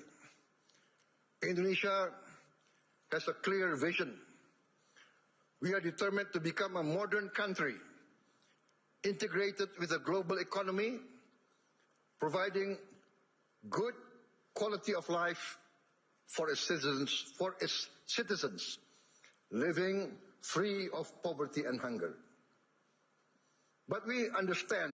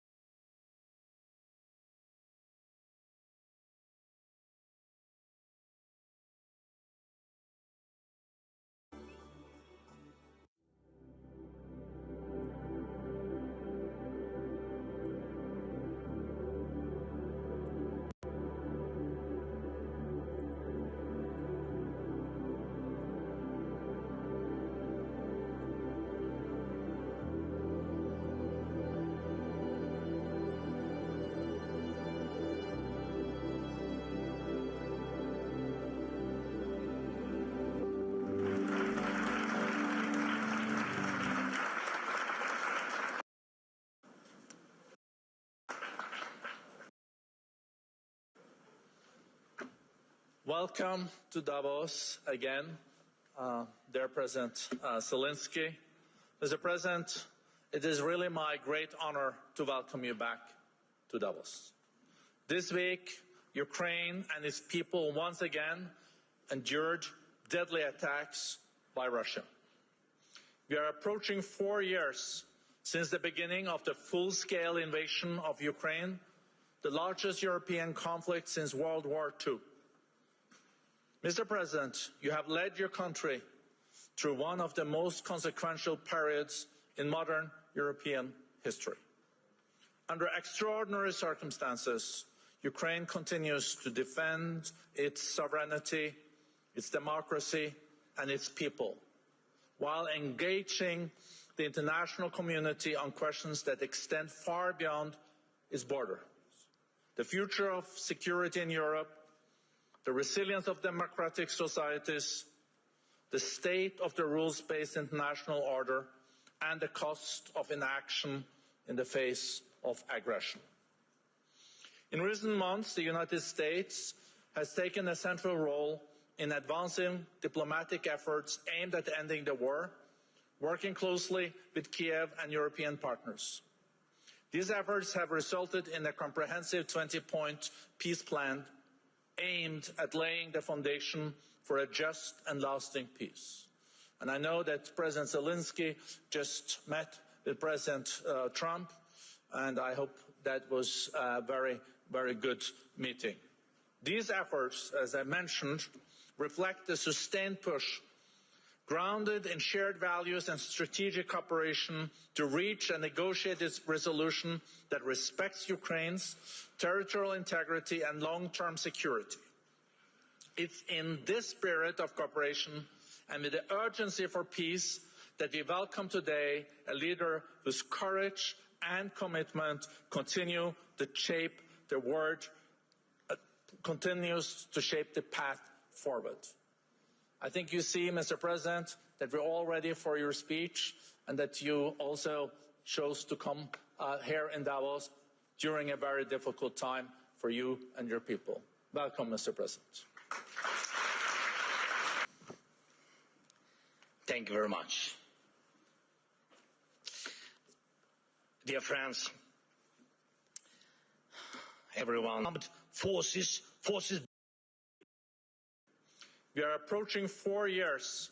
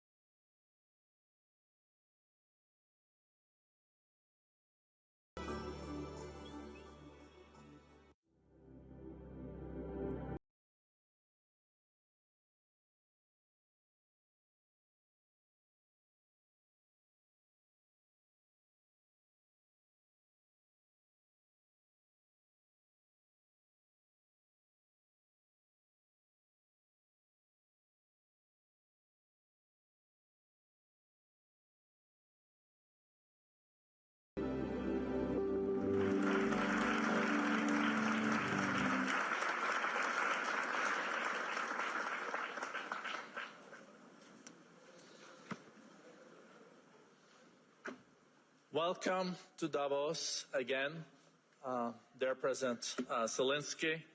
Mr. President, it is really my great honor to welcome you back to Davos. This week, Ukraine and its people once again endured deadly attacks by Russia. We are approaching 4 years since the beginning of the full-scale invasion of Ukraine, the largest European conflict since World War II. Mr. President, you have led your country through one of the most consequential periods in modern European history. Under extraordinary circumstances, Ukraine continues to defend its sovereignty, its democracy, and its people, while engaging the international community on questions that extend far beyond its borders. The future of security in Europe, the resilience of democratic societies, the state of the rules-based international order, and the cost of inaction in the face of aggression. In recent months, the United States has taken a central role in advancing diplomatic efforts aimed at ending the war, working closely with Kiev and European partners. These efforts have resulted in a comprehensive 20-point peace plan aimed at laying the foundation for a just and lasting peace. And I know that President Zelensky just met with President Trump, and I hope that was a very, very good meeting. These efforts, as I mentioned, reflect the sustained push grounded in shared values and strategic cooperation to reach and negotiate this resolution that respects Ukraine's territorial integrity and long-term security. It's in this spirit of cooperation and with the urgency for peace that we welcome today a leader whose courage and commitment continue to shape the world, continues to shape the path forward. I think you see, Mr. President, that we're all ready for your speech and that you also chose to come here in Davos during a very difficult time for you and your people. Welcome, Mr. President. Thank you very much. Dear friends, offers nothing, Europe offers nothing, and doesn't not want to enter this issue as the supporter of the Iranian people and the democracy they need. But when you refuse to help the people fighting for freedom, the consequences return, and they are always negative. Belarus in 2020 is the example. No one helped their people, and now Russian Oreshnik missiles are deployed in Belarus within range of most European capitals. That would not have happened if the Belarusian people had won in 2020. And we have told our European partners multiple times, act now against those missiles in Belarus. Missiles are never just decoration, but Europe still remains in Greenland mode. Maybe someday someone will do something. The issue of Russian oil is the same. It's good that many sanctions exist. Russian oil is getting cheaper, but the flow has not stopped. And Russian companies that fund Putin's war machine are still working. And that will not change. That will not change without more sanctions. And we are grateful for all the pressure put on the aggressor. But let's be honest, Europe must do more so its sanctions block enemies as effectively as American sanctions. Why is that important? Because if Europe is not seen as a global force, if its actions don't scare bad actors, then Europe will always be reacting, catching up with new dangers and attacks. We all see that the forces trying to destroy Europe do not face a single day. They operate freely, even operate inside Europe. Every victor who lives off European money while trying to sell out European interests deserves a smack upside the head. And if he feels comfortable in Moscow, it doesn't mean we should let European capitals become little Moscows. We must remember what separates Russia from all of us. the most fundamental line of conflict between Russia and Ukraine and all of Europe is this. Russia fights to devalue people, to make sure that when dictators want to destroy someone, they can. But they must lose power, not gain it. For example, Russia's missiles are produced only because there are ways to bypass sanctions. It's true. Everyone sees how Russia tries to freeze Ukrainians. Now, our people, Ukrainians to death at minus 20 degrees Celsius. But Russia couldn't build any ballistic or cruise missiles without critical components from other countries, and it's not just China. Too often people hide behind the excuse that China helps Russia. Yes, it does. But not only China. Russia gets components from companies in Europe, the United States, and Taiwan. Right now, many are investing in stability around Taiwan to avoid war. But can Taiwanese companies stop contributing electronics to Russia's war? Europe says almost nothing. America says nothing. And Putin makes missiles. And I thank every country, of course, and every company that helps Ukraine repair its energy system. This is crucial. Thank you to all who support the Pearl program, helping us buy Patriot missiles. But wouldn't it be cheaper and easier to just cut Russia off from the components it needs for missiles production? Or even destroy the factories making them? Last year, most of the time was spent on the mood. And we are told not to bring up Taurus missiles. When the subject is Turkey, diplomats say don't offend Greece.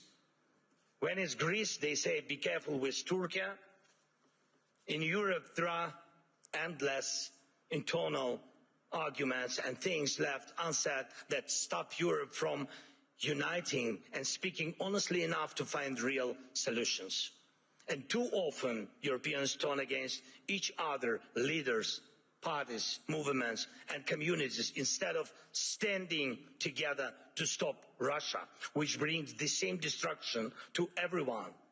Instead of becoming a truly global power, Europe remains a beautiful but fragmented kaleidoscope of small and middle powers.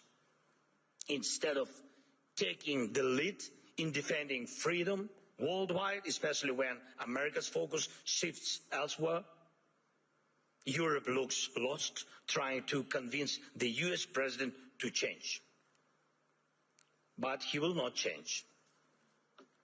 President Trump loves who he is, and he says he loves Europe, but he will not listen to this kind of Europe. One of the biggest problems in today's Europe, though it's not often talked about, is the mindset. Some European leaders are from Europe, but not always for Europe. And Europe still feels more like a geography, history, a tradition, not a real political force, not a great power. Some Europeans are really strong, it's true. But many say we must stand strong, and they always want someone else to tell them how long they need to stand strong, preferably until the next election.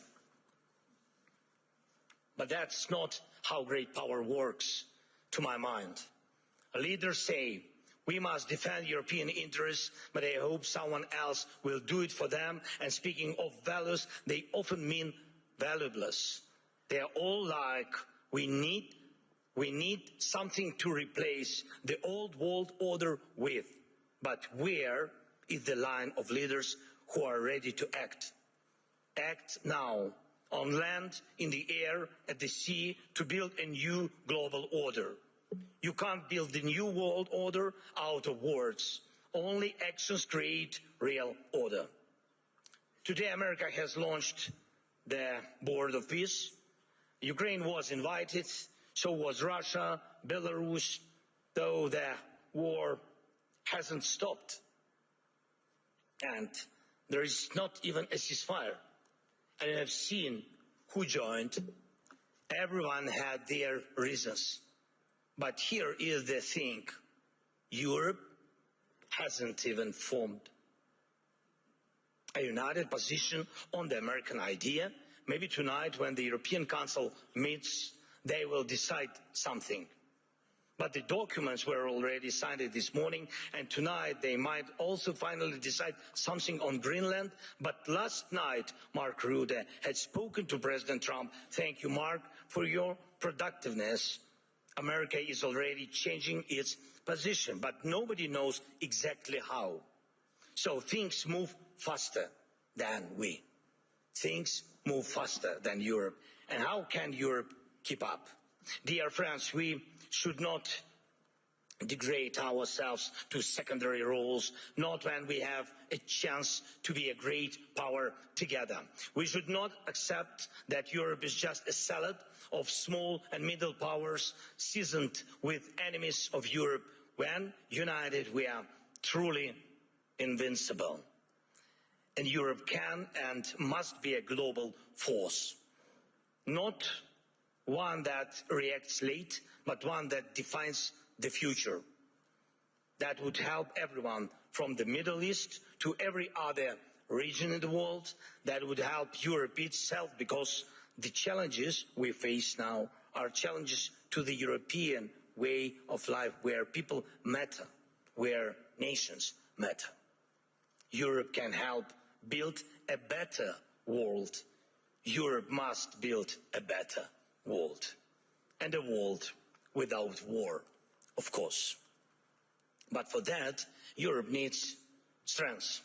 For that, we must act together and act in time. And most of all, we must have the courage to act.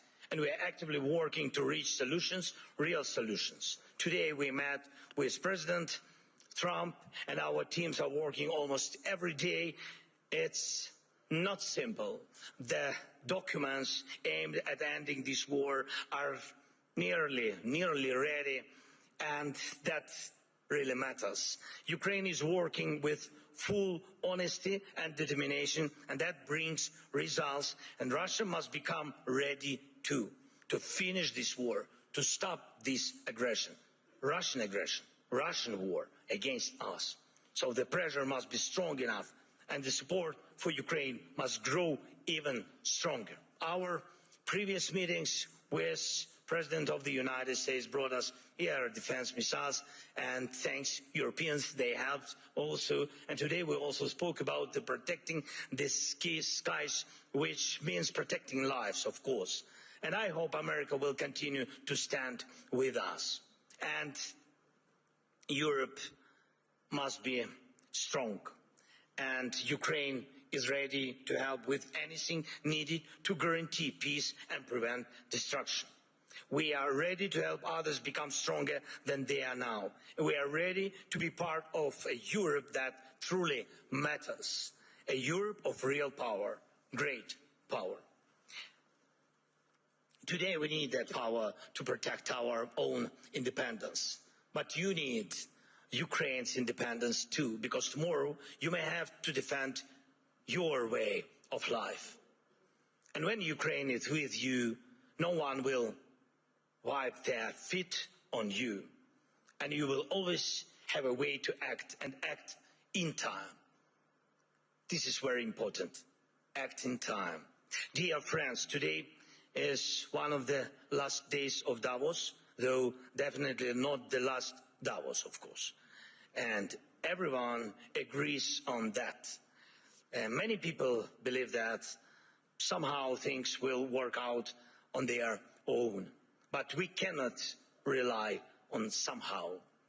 For real security, faith is not enough. Faith in a partner, in a lucky turn of events.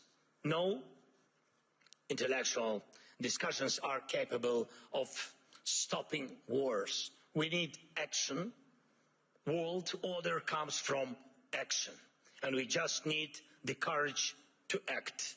Without action now, there is no tomorrow. Let's end this Groundhog Day. And yes, it's possible. Thank you. Slava Ukraini.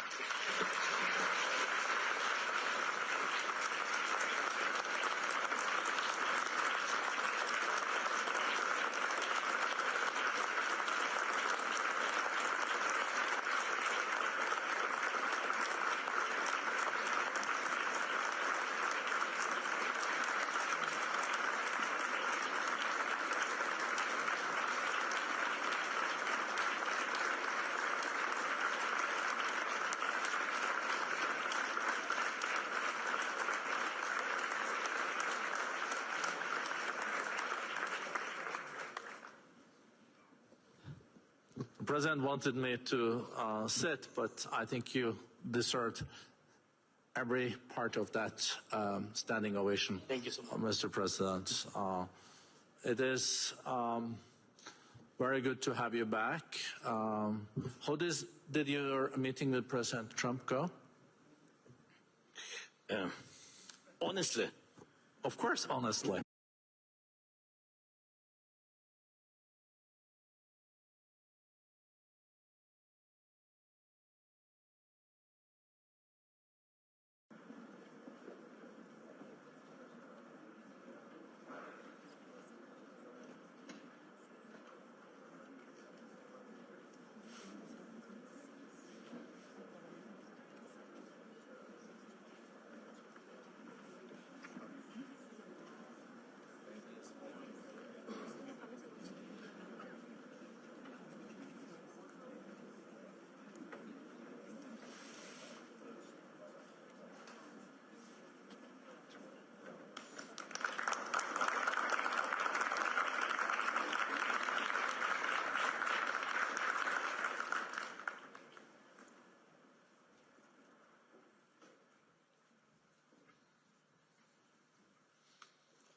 Excellencies, ladies and gentlemen, friends, it's such a great honor for me to introduce President Prabowo Subianto of the Republic of Indonesia.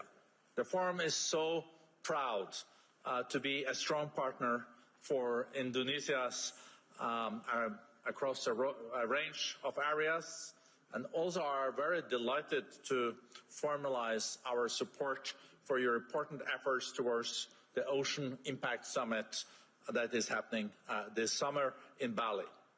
In this respect, I would like to thank you, Mr. President, for your leadership in unlocking Indonesia's significant blue economy potential. Indonesia, with a population of over 280 million, the largest in Southeast Asia, and the world's fourth largest, is on a real growth path.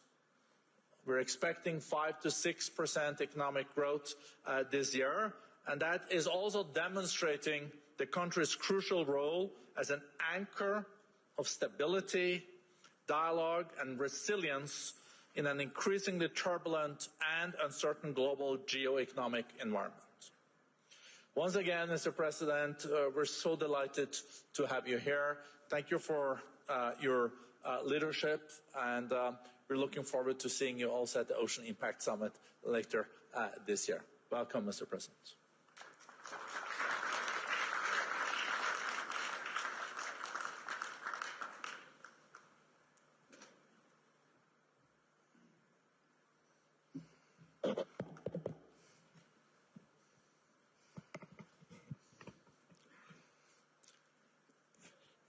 Distinguished President and CEO of the WEF, Mr. Borge Brande, ladies and gentlemen, Bismillahirrahmanirrahim. Assalamualaikum warahmatullahi wabarakatuh. Shalom, Salve, Om Swastiastu.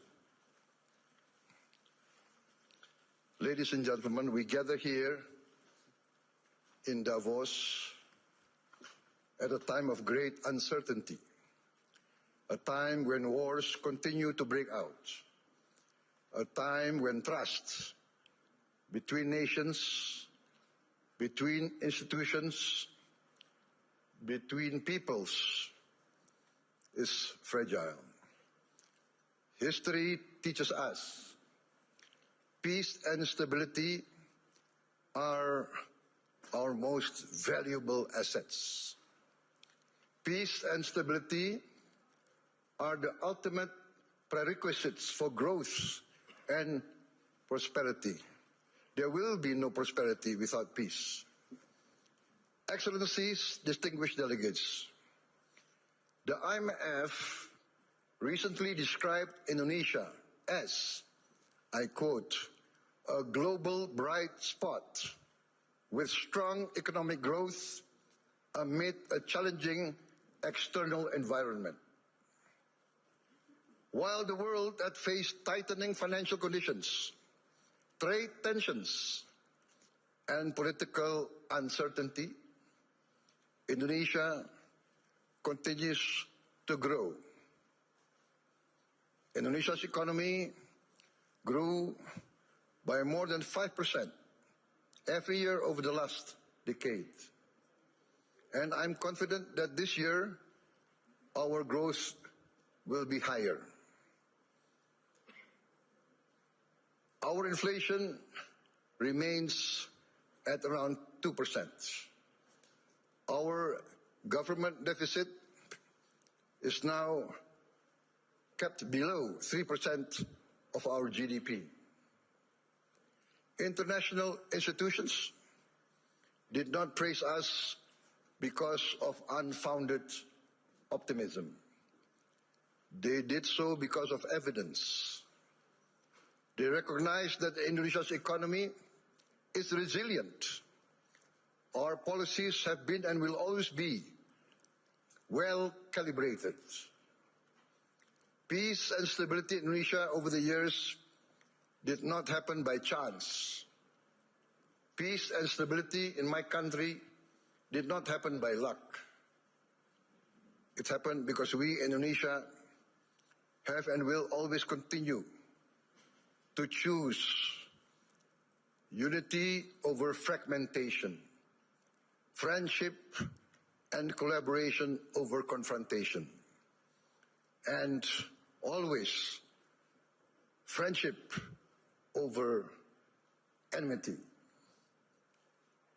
Our credibility, hard-earned over many years, has been protected. Credibility once lost is very expensive to regain. Indonesia, in our history, has never once defaulted on our payments of our debt. Not once. Succeeding regimes always pay the debts of the preceding regime. Presidents, successive presidents will always honor the debts of the previous administration. Excellencies, distinguished friends, in addition to requiring peace and stability, growth requires statecraft and capital, in particular the efficient allocation and reallocation of capital. That is why last February we established our sovereign wealth fund, Danantara Indonesia. Danantara means the energy to power the future of Indonesia.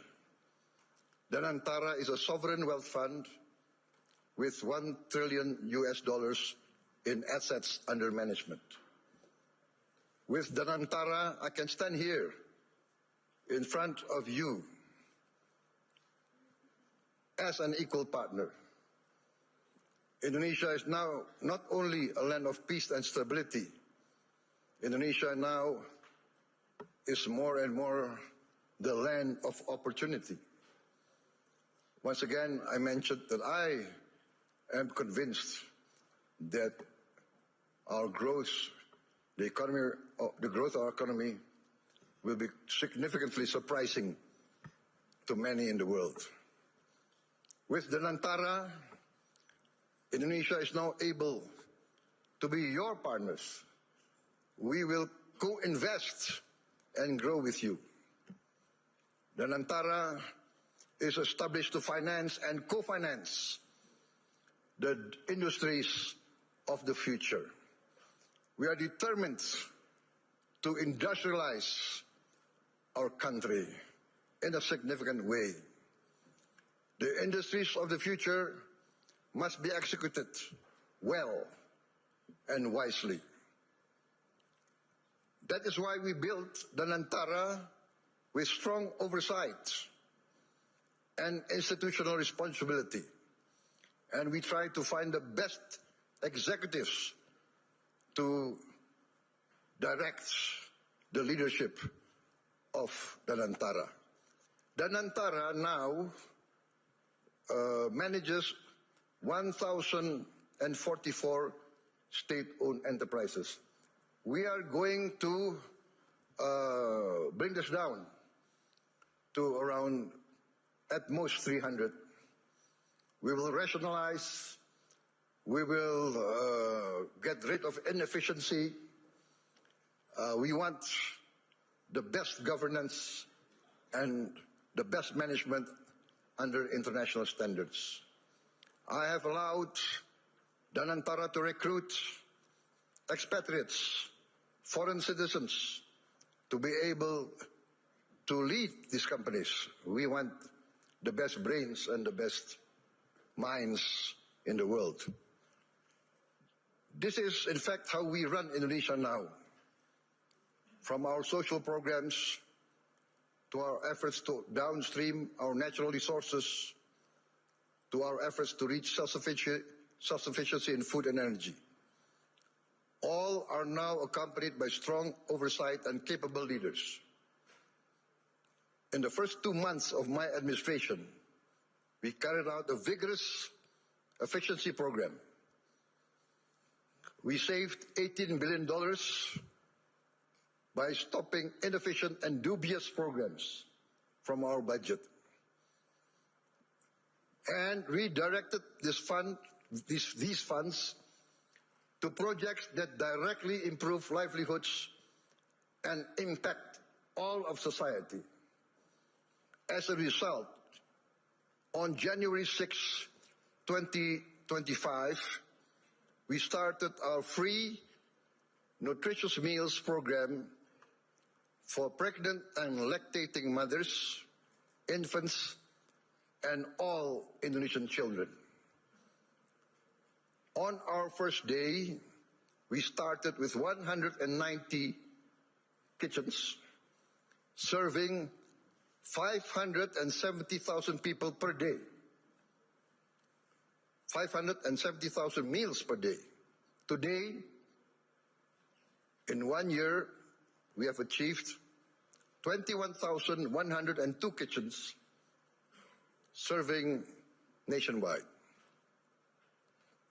As of last night, we are producing 59.8 million meals for 59.8 million children, mothers, and elderly living alone.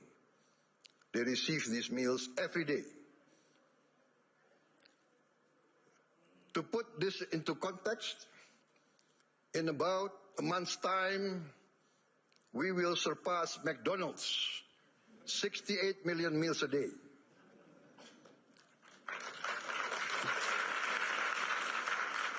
We started in January of last year. This year, we aim to serve 82.9 million meals a day. All children of Indonesia, from the womb of their mother up until they reach 18 years of age, benefit from this program. For pregnant and lactating mothers, we deliver the meal daily to their home. This is also done delivered to their homes for the elderly living alone. To put this in the context I mentioned, I think McDonald's started their first kitchen in 1940. To reach 68 million, it took them, well, 55 decades more. We will reach 82.9, I hope, by the end of December 2026. But my people say, no, sir, we will reach 82.9 before December. So hopefully we will achieve this.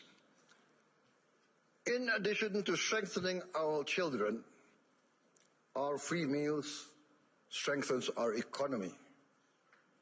More than 61,000 micro, small, and medium enterprises and cooperatives are now a part of this supply chain. We are creating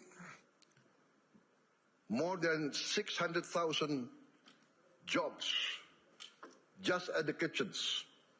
At its peak, we are optimistic it will reach 1.5 million direct jobs with vendors, with suppliers. There will be another more than 1 million livelihoods embraced and improved. This is why I'm convinced that our growth will reach impressive numbers. Our social policies must expand productivity and produce growth. Today, 70 million Indonesians receive free medical checkup, and they will receive free medical checkup once a year for the rest of their lives. And this will increase to all the children and the adults of Indonesia. We are providing free medical checkup to all citizens of Indonesia. This is not a populist program. This is a rational program to save money. By detecting illness, disease at an early stage, we will save much more in the long term in treatment. This actually is a productivity improvement program. My experts say that in the long run, we will save many, many billions of US dollars. Last year, for instance, we renovated 16,140 schools. We equipped 288,000 schools, each with one 75-inch interactive flat panels as part of our digitalization of our education program. Next year, in this coming year, 2026, we will add another 1 million of these interactive smart panels so that every school will have at least 3 to 4 classrooms with these panels. And we hope within 3 years, all the schools of Indonesia will have at least 6 classrooms with digital interactive panels. That means that I, for instance, in Jakarta, I can drop in on any school of Indonesia and I can see the quality of teaching of the teachers. I can see the reaction of the children. And in the first weeks, we see the enthusiasm of the children, the enthusiasm of the teachers, of the villagers. Many of them cry when they see the panels coming in. We get messages, Mr. President, in the entire history of this village, we have never felt that the central government knows about us. This is the first time we feel that the central government cares about us and is now in our village, is now helping to teach our children. This is, for me, heartwarming, because what we are doing is we are empowering the future generation of Indonesians.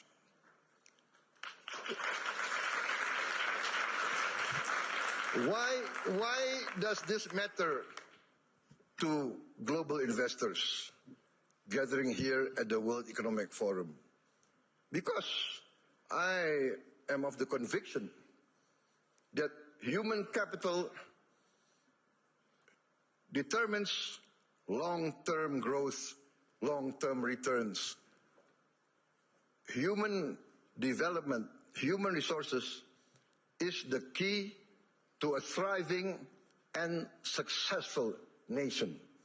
Lack of education is the path towards failed states.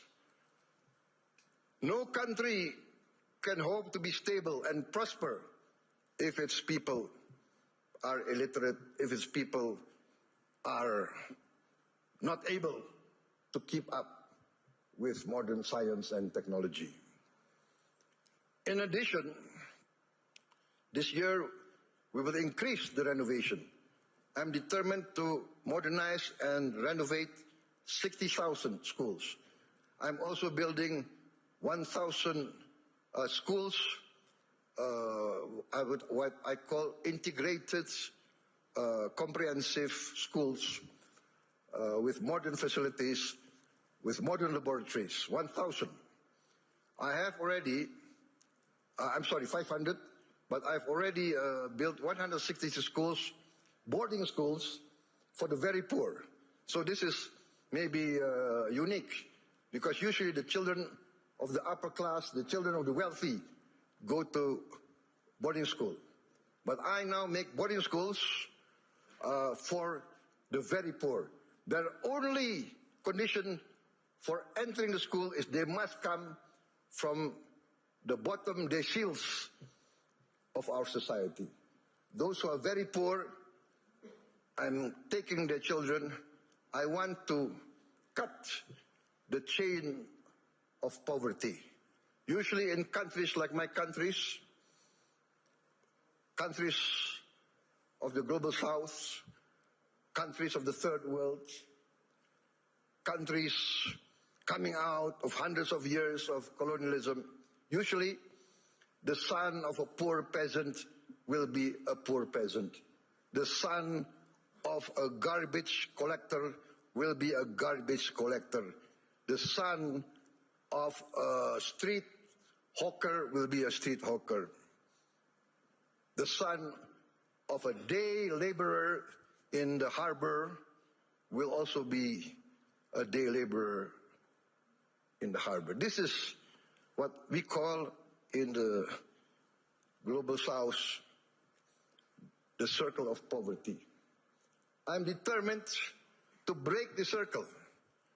I'm determined that the son of the poorest should not be poor. They must be given equal opportunity. And that's why I have already built 166, and I will build total 500 of these boarding schools.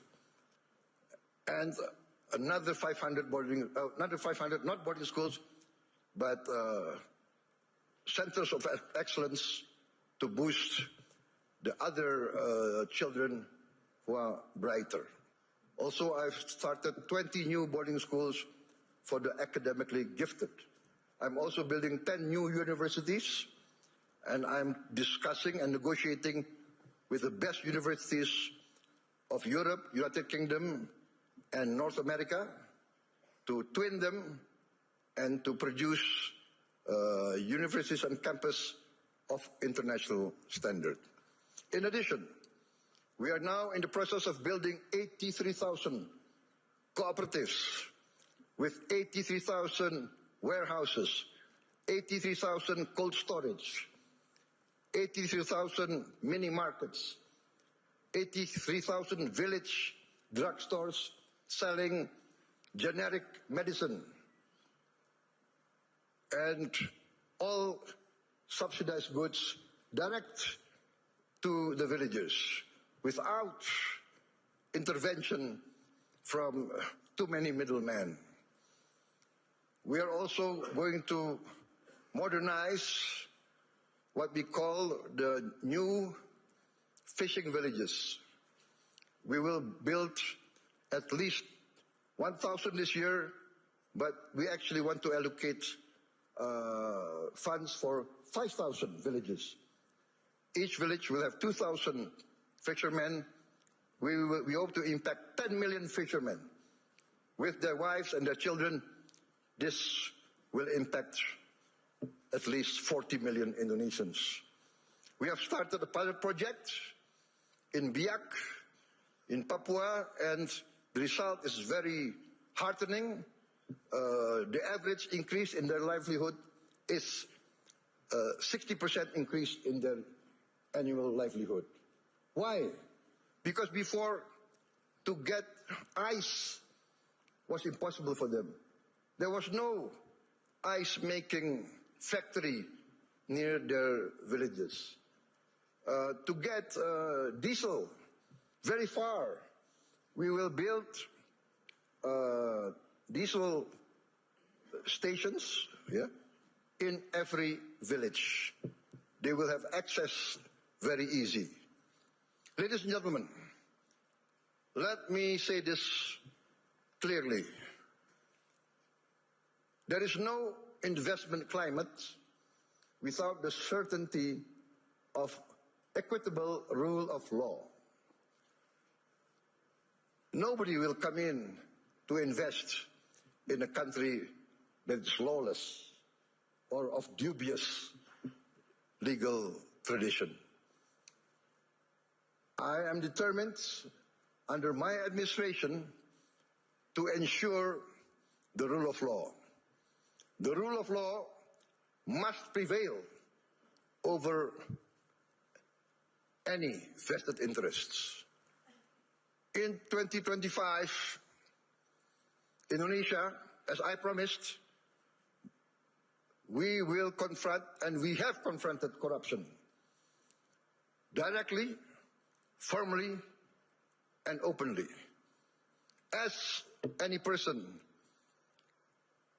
dealing with an illness, with a disease, we must have the courage to acknowledge the illness and disease that we suffer. We are determined directly to fight against this corruption. It's challenging. Not many people believe we can do it, but we have no choice. I have no choice. I have been inaugurated, I've been sworn in to uphold the Constitution and the rule of law. In my first weeks in government, we uncovered massive abuse in fuel and crude oil governance.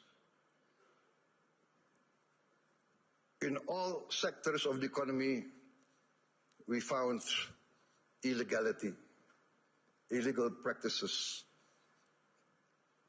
In my first year of administration, we have already confiscated 4 million hectares of illegal plantations and illegal mines. It is amazing. I call this not free enterprise. I call this not the free market. I called it openly greedonomics, the economics of greed, the economics of rapacious practices. Maybe in many of your countries, there was a period like this, a period of the robber barons. I have confiscated 4 million hectares, but 2 days ago, I led the cabinet meeting by Zoom from London, and we decided to confiscate or to revoke the licenses of 28 corporations which had licenses over 1.01 million hectares. I revoked because we found them violating laws. They were building plantations on protected forests. This is a flagrant undermining of the rule of law. Perhaps these rapacious so-called entrepreneurs feel that they need not recognize the sovereignty of the Indonesian government. Or perhaps they feel they can buy all Indonesian government officials. I have reports that some of these people in their meetings say, oh, it's okay, there is no government official that cannot be bought. Well, I challenge them to try to buy officials from my administration. They will come to find themselves a big surprise. Combined with the 4 million hectares of illegal plantations already confiscated, we have, in fact, enacted the boldest, the most daring forest law enforcement effort in the history of Indonesia. We have closed, up to now, 1,000 illegal mines. But my staff, my people report to me, sir, there is at least another 1,000 or more. There could be as many as 666 corporations that violate the law. So I say, what can we do? We can only have the courage to enforce the law. There can be no compromise. There can be no turning back. My people demand this, and we are determined to serve our people in honesty. We are determined, I am determined to uphold my oath, defend the Constitution of my country, enforce the law of the land. You might not have heard our story because we are people who do not like to be flamboyant. We are low-key. We tend to be below the radar. But we are very determined in our effort to keep up with the rest of the world. You might not have heard this story, but extreme poverty in Indonesia fell to its lowest level in history. I'm determined in the next 4 years we will eradicate extreme poverty and we will bring down poverty as a whole. That is my mission in my life. That is my mission in the remaining years of my life. There is nothing more honorable. There is nothing more satisfying than bringing down poverty and bringing down, eradicating hunger. There is a saying I learned from my elders. One of my elders, very wise man, very honest political leader, he told me, Prabowo, the duty of a leader is very simple. The leader of this country, if you want to be leader of the country, you must work so that the poor and the weak can smile and can laugh. Very simple. What does that mean? If the poor, the weak, can smile and can laugh, that means they have hope. That means they see a future. That means their livelihood is being improved. So that is my mission now, to make the poorest of Indonesians, the weakest of Indonesians, smile. I think part of this is we must combat corruption, manipulation, malfeasance. Ladies and gentlemen, a few days ago, I was surprised myself.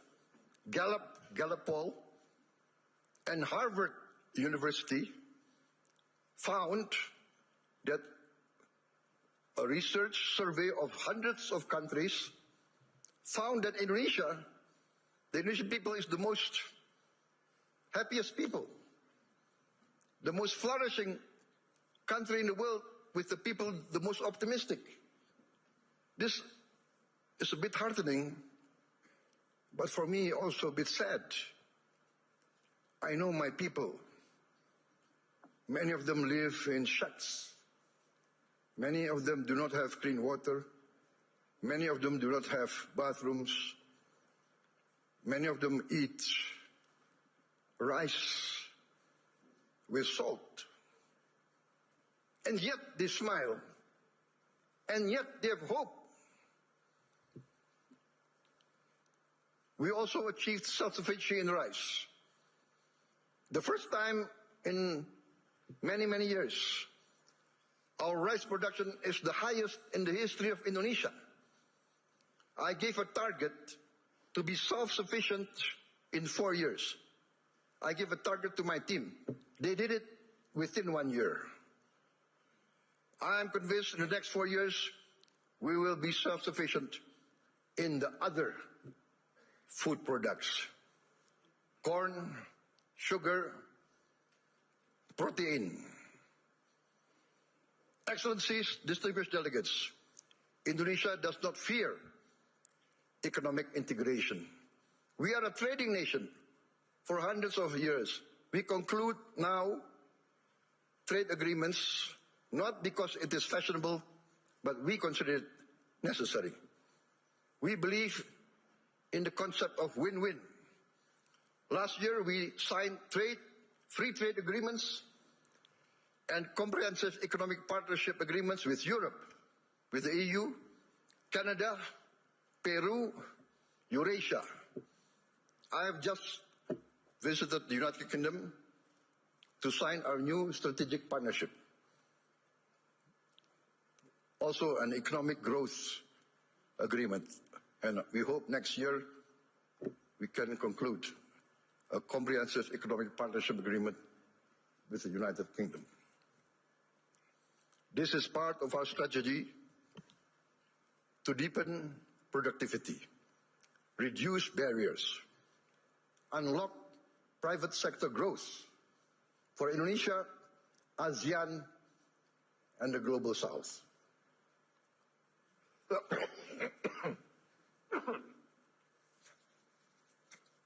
Excuse me. We believe that trade integration, when done fairly, is not a threat to sovereignty. We believe trade is a tool for prosperity. Indonesia has a clear vision. We are determined to become a modern country, integrated with a global economy, providing good quality of life for its citizens, living free of poverty and hunger. But we understand very well this cannot be achieved by slogans alone. It requires determination, good governance, clean government, free of corruption and malfeasance, and In the end, we must have efficient public administration. We must also enact a new culture in our bureaucracy. Our government must serve the general good and must not entrench itself in collusion with greedy and rapacious economic players.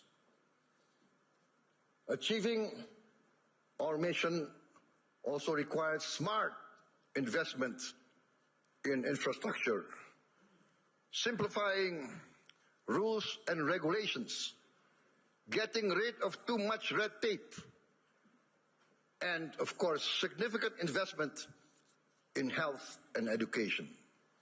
Distinguished delegates, friends, economic growth requires a dynamic private sector. Indonesia is and will always be open for foreign and domestic investment. And we realize the prerequisite for investment is political and economic stability. Also, the certainty of equitable rule of law, guaranteed by a strong, clean and democratic government.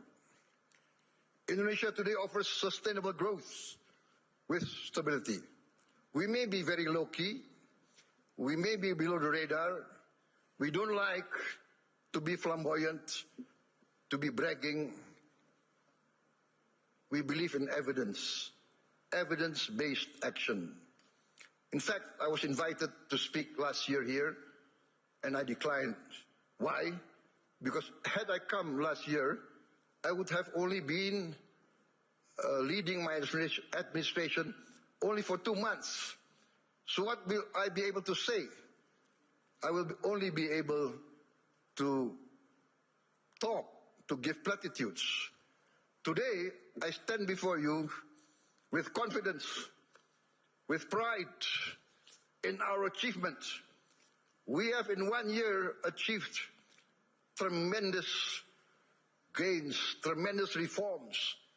We have wiped away hundreds and hundreds of regulations that do not make sense, regulations that hinder fairness, that create the culture of corruption. Hundreds of regulations we have wiped out in 1 year. Ladies and gentlemen, peace and stability is a long and arduous program. But if you want to take something from my talk today, maybe it should be this. Indonesia chooses peace over chaos. We want to be a friend to all, an enemy to none. 1,000 friends too few for us. One enemy too many. We want to be a good neighbor, a good, responsible citizen of the world, protecting the environment, protecting nature. We must not destroy nature. We must live with nature. We must maintain and be a part of a future full of hope.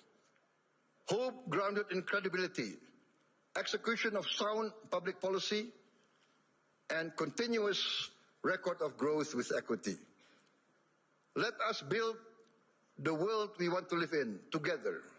Let us continue the journey to improve the quality of life for all, to live in peace, freedom, friendship, tolerance, coexistence, and cooperation for all races, all ethnicity, all religions.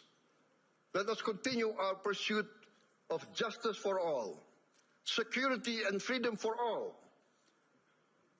I look forward to seeing many of you here in this room, in Indonesia, because in Bali this June, we will host the first Ocean Impact Summit, together with the World Economic Forum, which Indonesia is sponsoring, together with the important participation of Mr. Ray Dalio and his research vessel, Ocean X. There is a SpaceX, I think, from Mr. Elon Musk, but I think Mr. Ray Dalio is one of the pioneers in ocean research. And Indonesia, being 3/4 sea, we are very concerned about the future of our ocean. Ladies and gentlemen, thank you very much for your attention. May you go in peace with the blessing of the Almighty God. Wassalamualaikum warahmatullahi wabarakatuh. Shalom, Salve, Om Shanti, Shanti Om. May peace be upon us all. Thank you.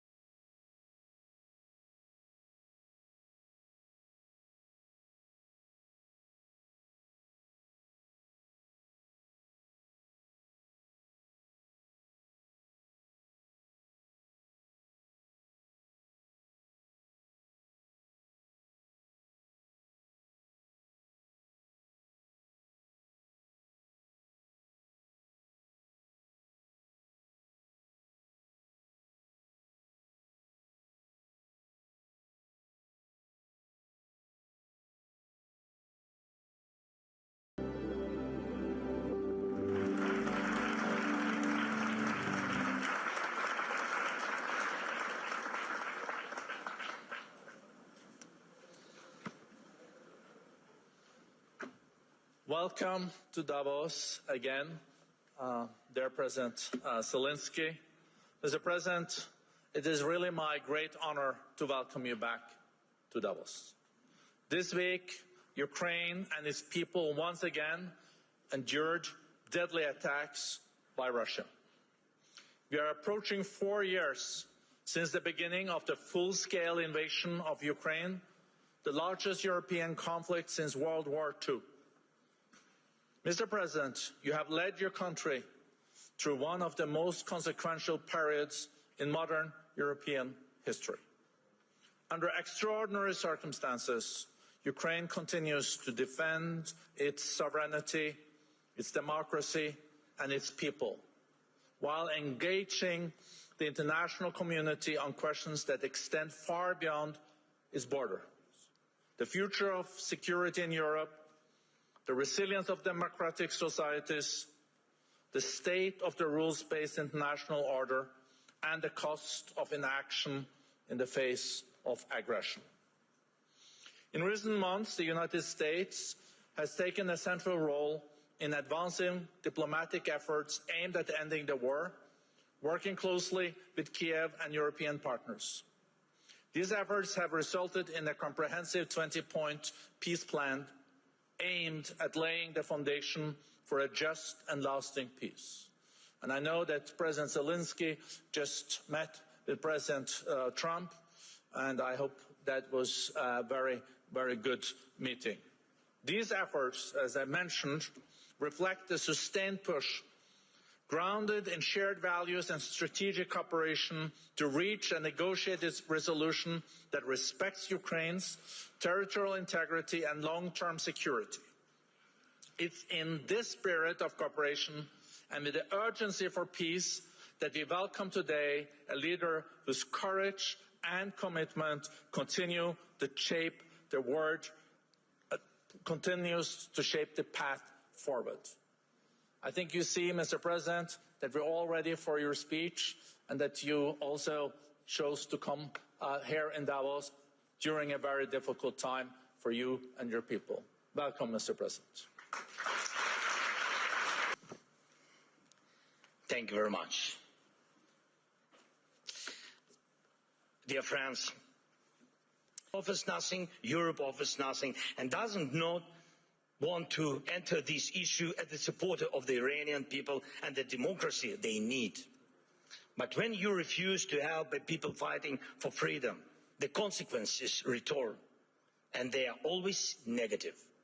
Belarus in 2020 is the example. No one helped their people, and now Russian or ethnic missiles are deployed in Belarus within range of most European capitals. That would not have happened if the Belarusian people had won in 2020. And we have told our European partners multiple times, act now. Act now against those missiles in Belarus. Missiles are never just decoration, but Europe still remains in Greenland mode. Maybe someday someone will do something. The issue of Russian oil is the same. It's good that many sanctions exist. Russian oil is getting cheaper, but the flow has not stopped. And Russian companies that fund Putin's war machine are still working. And that will not change. That will not change without more sanctions. And we are grateful for all the pressure put on the aggressor. But let's be honest. Europe must do more so its sanctions block enemies as effectively as American sanctions. Why is that important? Because if Europe is not seen as a global force, if its actions don't scare bad actors, then Europe will always be reacting, catching up with new dangers and attacks. We all see that the forces trying to destroy Europe do not face a single day. They operate freely, even operate inside Europe. Every victor who lives off European money while trying to sell out European interests deserves a smack upside the head. And if he feels comfortable in Moscow, it doesn't mean we should let European capitals become little Moscows. We must remember what separates Russia from all of us. The most fundamental line of conflict between Russia and Ukraine and all of Europe is this: Russia fights to devalue people, to make sure that when dictators want to destroy someone, they can. But they must lose power, not gain it. For example, Russia's missiles are produced only because there are ways to bypass sanctions. It's true. Everyone sees how Russia tries to freeze Ukrainians. Now, our people, Ukrainians to death at minus 20 degrees Celsius. But Russia couldn't build any ballistic or cruise missiles without critical components from other countries, and it's not just China. Too often people hide behind the excuse that China helps Russia. Yes, it does. But not only China. Russia gets components from companies in Europe, the United States, and Taiwan. Right now, many are investing in stability around Taiwan to avoid war. But can Taiwanese companies stop contributing electronics to Russia's war? Europe says almost nothing. America says nothing. And Putin makes missiles. And I thank every country, of course, and every company that helps Ukraine repair its energy system. This is crucial. Thank you to all who support the Pearl program, helping us buy Patriot missiles. But wouldn't it be cheaper and easier to just cut Russia off from the components it needs for missiles production? Or even destroy the factories making them? Last year, most of the time was spent talking about long-range weapons for Ukraine. And everybody said that the solution was within range. Now, no one is even talking about it. But Russian missiles and Shaheeds are still here. And we still have the coordinates of the factories where they are made. Today, they target Ukraine. Tomorrow, it could be any NATO country. And here in Europe, we are advised not to mention tomahawks. Not to mention tomahawks to the Americans, not to spoil the mood. And we are told not to bring up Taurus missiles. When the subject is Turkey, diplomats say don't offend Greece. When it's Greece, they say be careful with Turkey. In Europe, there are endless internal arguments and things left unsaid that stop Europe from uniting and speaking honestly enough to find real solutions. And too often, Europeans turn against each other, leaders, parties, movements, and communities, instead of standing together to stop Russia, which brings the same destruction to everyone. Instead of becoming a truly global power, Europe remains a beautiful but fragmented kaleidoscope of small and middle powers.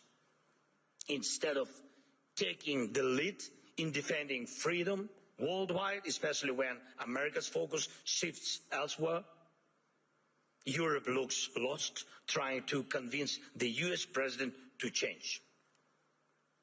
But he will not change. President Trump loves who he is, and he says he loves Europe, but he will not listen to this kind of Europe. One of the biggest problems in today's Europe, though it's not often talked about, is the mindset. Some European leaders are from Europe, but not always for Europe. And Europe still feels more like a geography, history, a tradition, not a real political force, not a great power. Some Europeans are really strong, it's true. But many say we must stand strong, and they always want someone else to tell them how long they need to stand strong, preferably until the next election. But that's not how great power works, to my mind. Leaders say we must defend European interests, but they hope someone else will do it for them. And speaking of values, they often mean valueless. They are all like, we need something to replace the old world order with.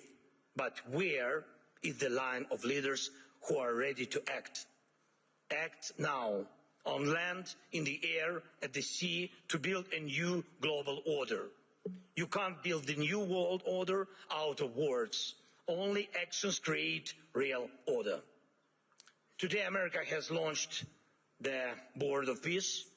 Ukraine was invited, so was Russia, Belarus, though the war hasn't stopped. And there is not even a ceasefire. And you have seen who joined.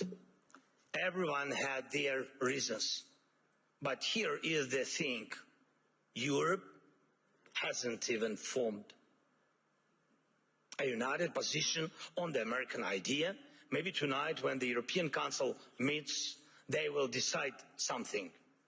But the documents were already signed this morning, and tonight they might also finally decide something on Greenland. But last night, Mark Rutte had spoken to President Trump. Thank you, Mark, for your productiveness. America is already changing its position, but nobody knows exactly how. So things move faster than we. Things move faster than Europe. And how can Europe keep up? Dear friends, we should not degrade ourselves to secondary roles, not when we have a chance to be a great power together. We should not accept that Europe is just a salad of small and middle powers seasoned with enemies of Europe. When united, we are truly invincible. And Europe can and must be a global force, not one that reacts late, but one that defines the future. That would help everyone from the Middle East to every other region in the world. That would help Europe itself, because the challenges we face now are challenges to the European way of life, where people matter, where nations matter. Europe can help build a better world. Europe must build a better world, and a world without war, of course. But for that, Europe needs strength. For that, we must act together and act in time. And most of all, we must have the courage to act.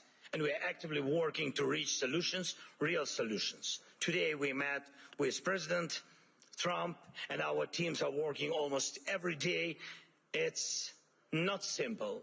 The documents aimed at ending this war are nearly ready, and that really matters. Ukraine is working with full honesty and determination, and that brings results. And Russia must become ready too, to finish this war, to stop this aggression, Russian war against us. So the pressure must be strong enough, and the support for Ukraine must grow even stronger. Our previous meetings with President of the United States brought us air defense missiles, and thanks Europeans, they helped also. And today we also spoke about the protecting the skies, which means protecting lives, of course. And I hope America will continue to stand with us.